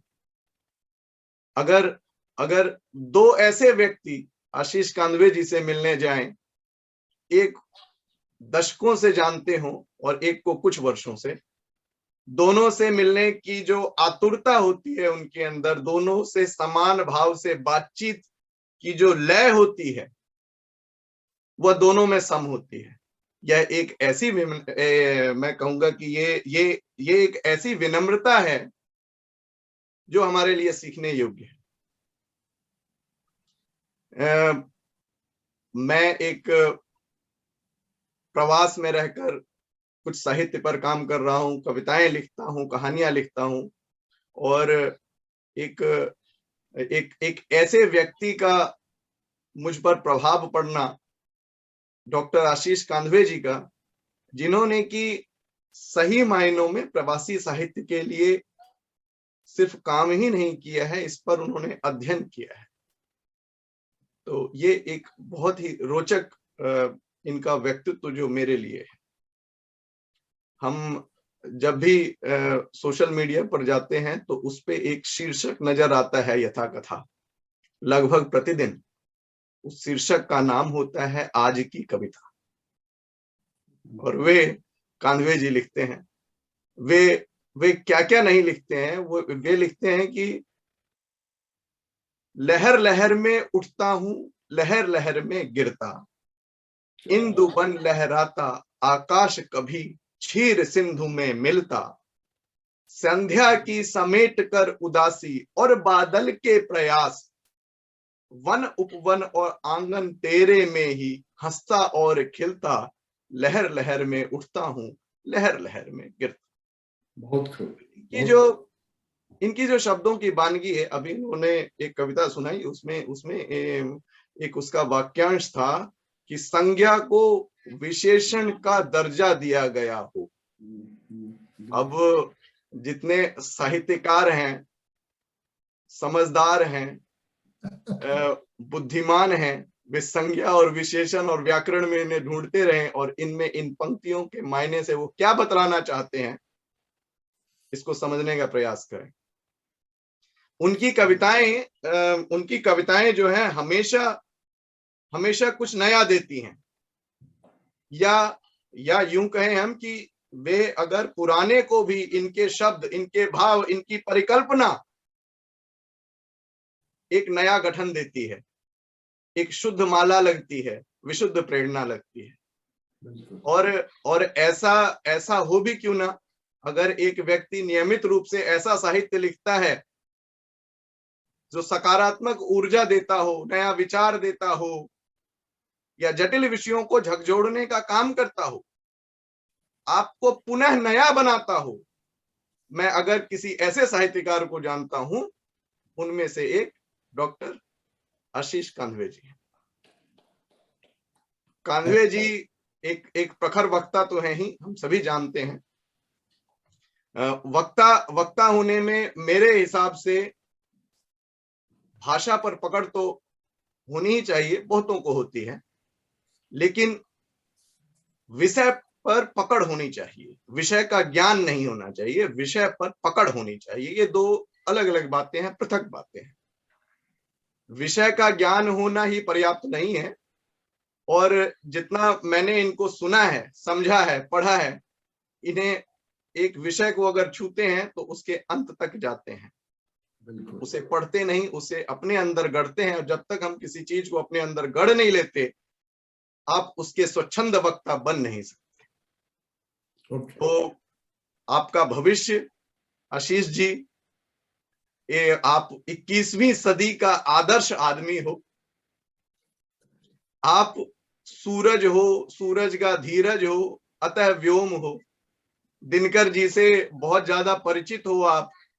मुझे अकारण ही दिनकर जी की एक कविता है परिचय, उसका एक अंश है ये कि वो आपके लिए पूर्णतः यौगिक है कि सलिल कण हूं या पारावार हूं मैं, सलिल कण हूं या पारावार हूं मैं, स्वयं छाया स्वयं आधार हूं मैं, बंधा हूं स्वप्न हूं लघुवृत्त हूं मैं, नहीं तो व्योम का विस्तार हूं मैं, नहीं तो बहुत खूब। मैं डॉक्टर आशीष कांधवे जी को भविष्य के लिए बहुत सारी शुभकामनाएं देता हूं, और पूरे गीतांजलि पटल को, डॉक्टर कृष्ण कुमार जी को और आपके सुरम्य संचालन को प्रणाम करता हूं। अपने आप को यहीं विराम देता हूं। धन्यवाद। बहुत बहुत धन्यवाद आशीष जी। बहुत ही खूबसूरत आपने टिप्पणी दी है और व्याख्या की है आज के प्रोग्राम के बारे में।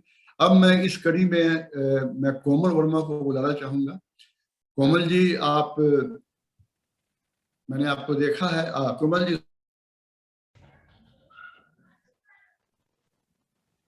हाँ, उपस्थित है। स्वागत है आपका। कोमल जी से मैं अभी मालकिन है, और जैसा आशीष ने कहा कि युवा में काफी बढ़िया लिख रही हैं, मैं चाहूंगा कि आप संक्षेप में आशीष के बारे में टिप्पणी दें। कोमल जी, स्वागत है। जी धन्यवाद सर। सबसे पहले मैं गीतांजलि परिवार का अभिनंदन करती हूँ। साथ ही आज के कार्यक्रम के सूत्रधार प्रोफेसर कृष्ण कुमार जी, कृष्ण कन्हैया जी, एवं आज के कार्यक्रम के केंद्र बिंदु आदरणीय डॉक्टर आशीष कांधवे जी को सादर प्रणाम।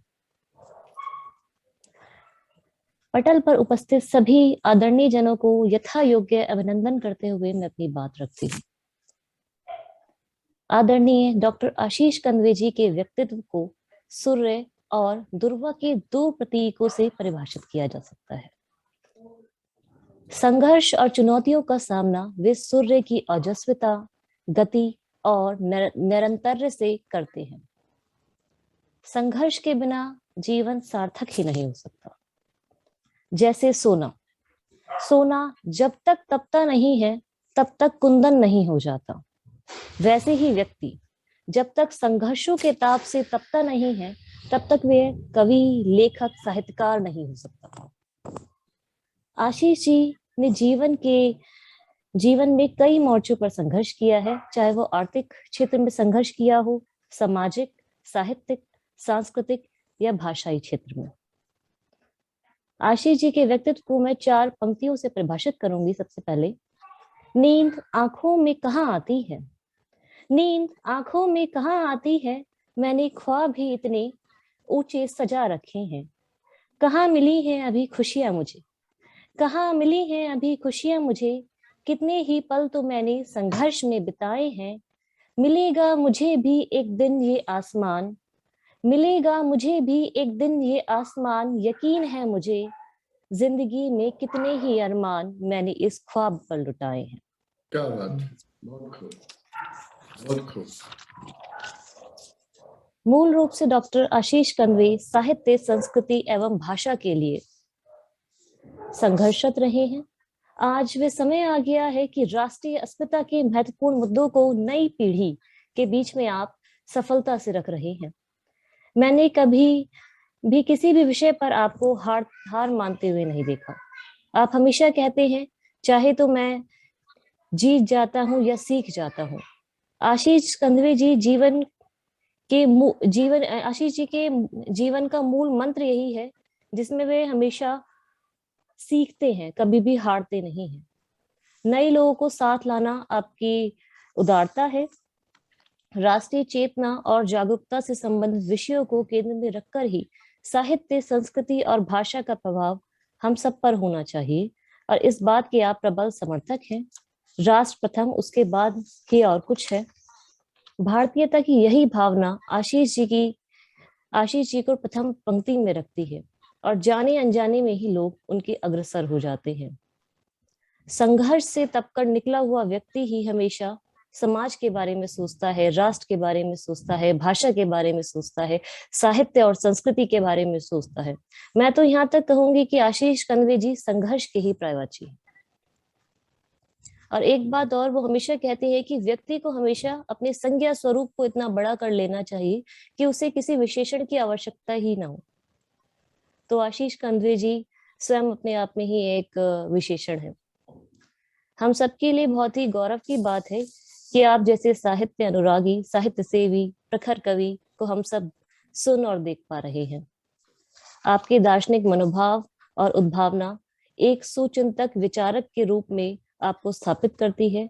मैं आपके स्वरूप से अच्छी तरह से परिचित हूँ। अंत में मैं 2 पंक्तियों से अपनी वाणी को विराम दूंगी। जमीन हिला देते हैं, जमीन हिला देते हैं, आसमान झुका देते हैं, आंधी रोक देते हैं, तूफान मिटा देते हैं। आशीष जी जब अड़ जाते हैं जिद पर, तो अंधेरी काली रातों में भी सूरज उगा देते हैं। क्या बात है, बहुत खूब, बहुत खूब कोमल जी, बहुत खूब। धन्यवाद। आप सभी ने मुझे इस कार्यक्रम में आमंत्रित किया, मैं आप सभी का हृदय से आभार प्रकट करती हूँ। बहुत बहुत आभार कोमल जी। आप तीनों ने जिस तरह से इनके बारे में टिप्पणी दी है वो इसके सही में मुस्तहक है। मैं दो तीन बातें मैं ऊपर से जोड़ना चाहूंगा कि आशीष 2-3 बातों को बहुत मान देते हैं। पहली बात क्या है कि ये संबंध को और दोस्ती को बहुत मान देते हैं, और दूसरी बात क्या है कि बेहद ही बेहतरीन इंसान है। इस जमाने में आदमी का आदमी होना बहुत मैसर होता है, और आशीष जी सही मायने में एक सार्थक पुरुष हैं, एक सक्षम आदमी हैं और बहुत ही उत्तम इंसान है। अब मैं प्रोग्राम की समाप्ति की तरफ हम लोग बढ़ रहे हैं। मैं इसके पहले कि कृष्ण कुमार जी को बुलाऊं जो लोगों को धन्यवाद ज्ञापन और प्रोग्राम की समाप्ति की घोषणा करेंगे, मैं एक अनाउंसमेंट कर दूं अगला प्रोग्राम के बारे में कि हमारा जो ये प्रोग्राम है वो पाक्षिक होता है, हम लोग हर 2 वीक में करते हैं। इसके बाद का जो प्रोग्राम है वो 30 तारीख को है, 30 जनवरी को। समय वही रहेगा, यूके के 2 बजे और हिंदुस्तान के 7:30 बजे शाम में। और इस दिन हमारे साथ जुड़ रहे हैं एक बहुत ही जाने माने समाज सेवी, राजनेता, आर के सिन्हा, रविंद्र किशोर सिन्हा जी जुड़ रहे हैं, जो हमारे यहाँ भोजपुरी का जो कार्यक्रम हुआ था 2018 में, उसके वो मुख्य अतिथि थे, लेकिन किसी पारिवारिक वजह से वो आ नहीं पाए थे। और लेकिन उनके माध्यम से हम लोग को इस प्रोग्राम को आयोजित करने में काफी मदद मिली थी। वो हम लोग के आग्रह को स्वीकार किए हैं और वो इस प्रोग्राम में आ रहे हैं। मैं जरूर चाहूंगा कि आप अगली बार उस प्रोग्राम को सुने और उनकी जीवनी से, उनकी जीवन यात्रा से, संघर्ष से और जुझारूपन से बहुत कुछ सीखने को हमारे श्रोताओं को और दर्शकों को मिल सकता है। अब मैं चाहता हूं कि कृष्ण कुमार जी को मंच पर लाया जाए। इसके पहले मैं आशीष को और कृष्ण कुमार जी को, दोनों आदमी को मैं एक बार फिर से धन्यवाद देना चाहूंगा इतना बढ़िया प्रोग्राम के लिए। और आशीष ने बेबाक ढंग से अपनी सब बातें रखी हैं, बिल्कुल बेबाक ढंग से, और बिल्कुल अंदर घुस के कृष्ण कुमार जी ने आशीष की बातें निकाली हैं। समय की किल्लत की वजह से हम लोग पूरा अच्छे से सुन नहीं पाए, लेकिन मैं आपको ये यहाँ पर वायदा करता हूँ कि हम लोग आशीष को फिर एक बार लेके आएंगे और हम लोग खाली इनकी कविताएं और इनकी जो सारी विधाएं हैं इसके बारे में सुनेंगे। कृष्ण कुमार जी, आपका स्वागत है। मैं बीच में 1 मिनट लूंगा। हाँ जी, हाँ आशीष। उसके बाद कृष्ण कुमार जी धन्यवाद ज्ञापन कर दें। मैं एक बार पुनः अभी सभी जो तीनों टिप्पणी करता है उनका हृदय से आभार प्रकट करता हूँ। सबकी अपनी अपनी व्यस्तता है और उनमें से उन लोगों ने मुझे थोड़ा बहुत पढ़ा।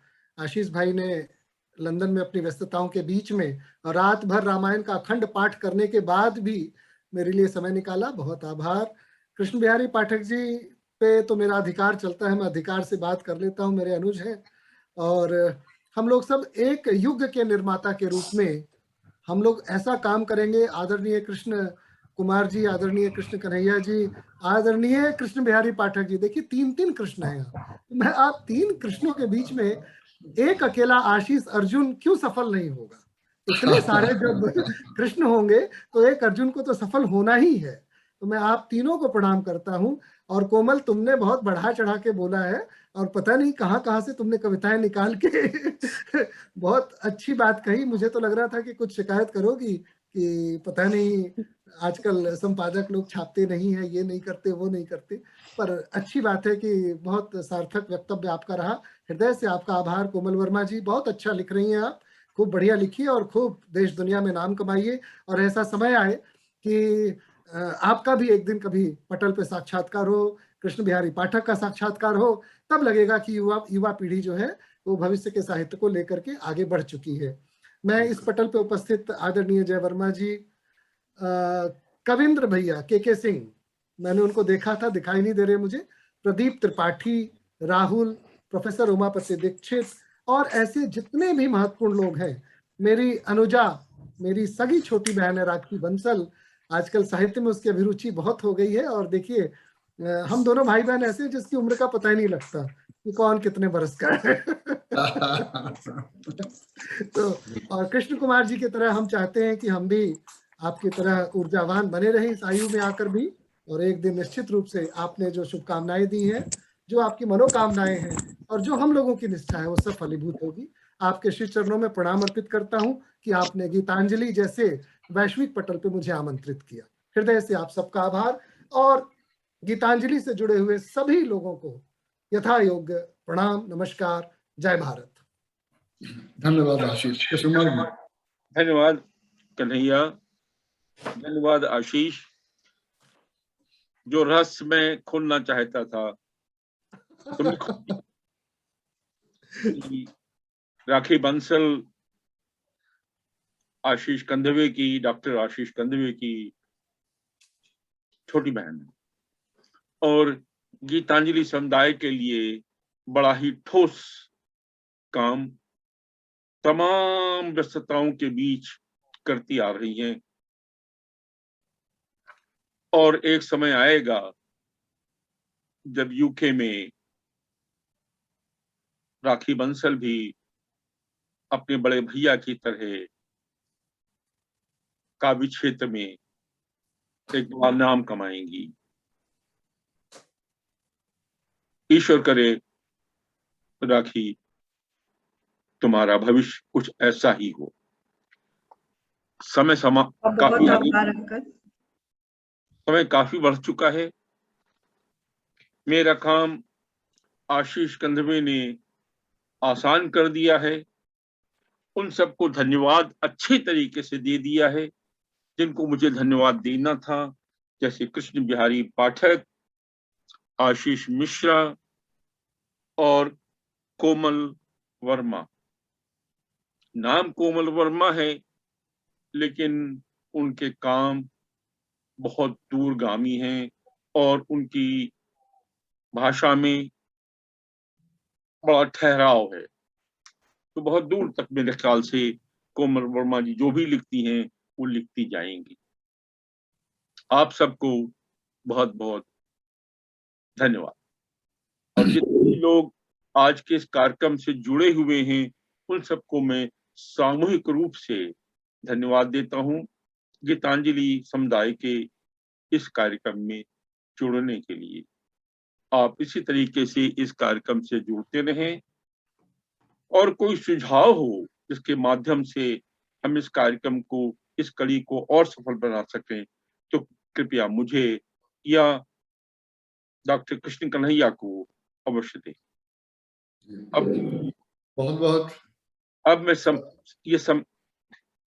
समय बहुत हो गया है, इसलिए इस कार्यक्रम को विराम देते हुए कार्यक्रम की समाप्ति की मैं घोषणा करता हूं।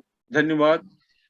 मैं अंत में एक बात सिर्फ चाहूंगा बोलना, जो मैं बोलना भूल गया था, कि हमारा जो ये कार्यक्रम है इसकी रिकॉर्डिंग जो है वो YouTube पे आती है, और आप अगर गूगल में gmlcuk.com अगर डालेंगे तो हमारे जितने भी कार्यक्रम पहले हो चुके हैं वो सब उस पर रिकॉर्डिंग उपलब्ध है। आप जरूर देखें और उसको सब्सक्राइब करें और उस पर आप जो है वो अपना जो है वो अपनी प्रतिक्रिया जरूर डालें, ताकि हम लोग को ये पता चल सके कि हम लोग का कार्यक्रम कैसा चल रहा है। इन्हीं शब्दों के साथ मैं आप सब लोगों को आभार प्रकट करता हूं और धन्यवाद सब लोगों का। धन्यवाद। बहुत बहुत धन्यवाद, सबको प्रणाम।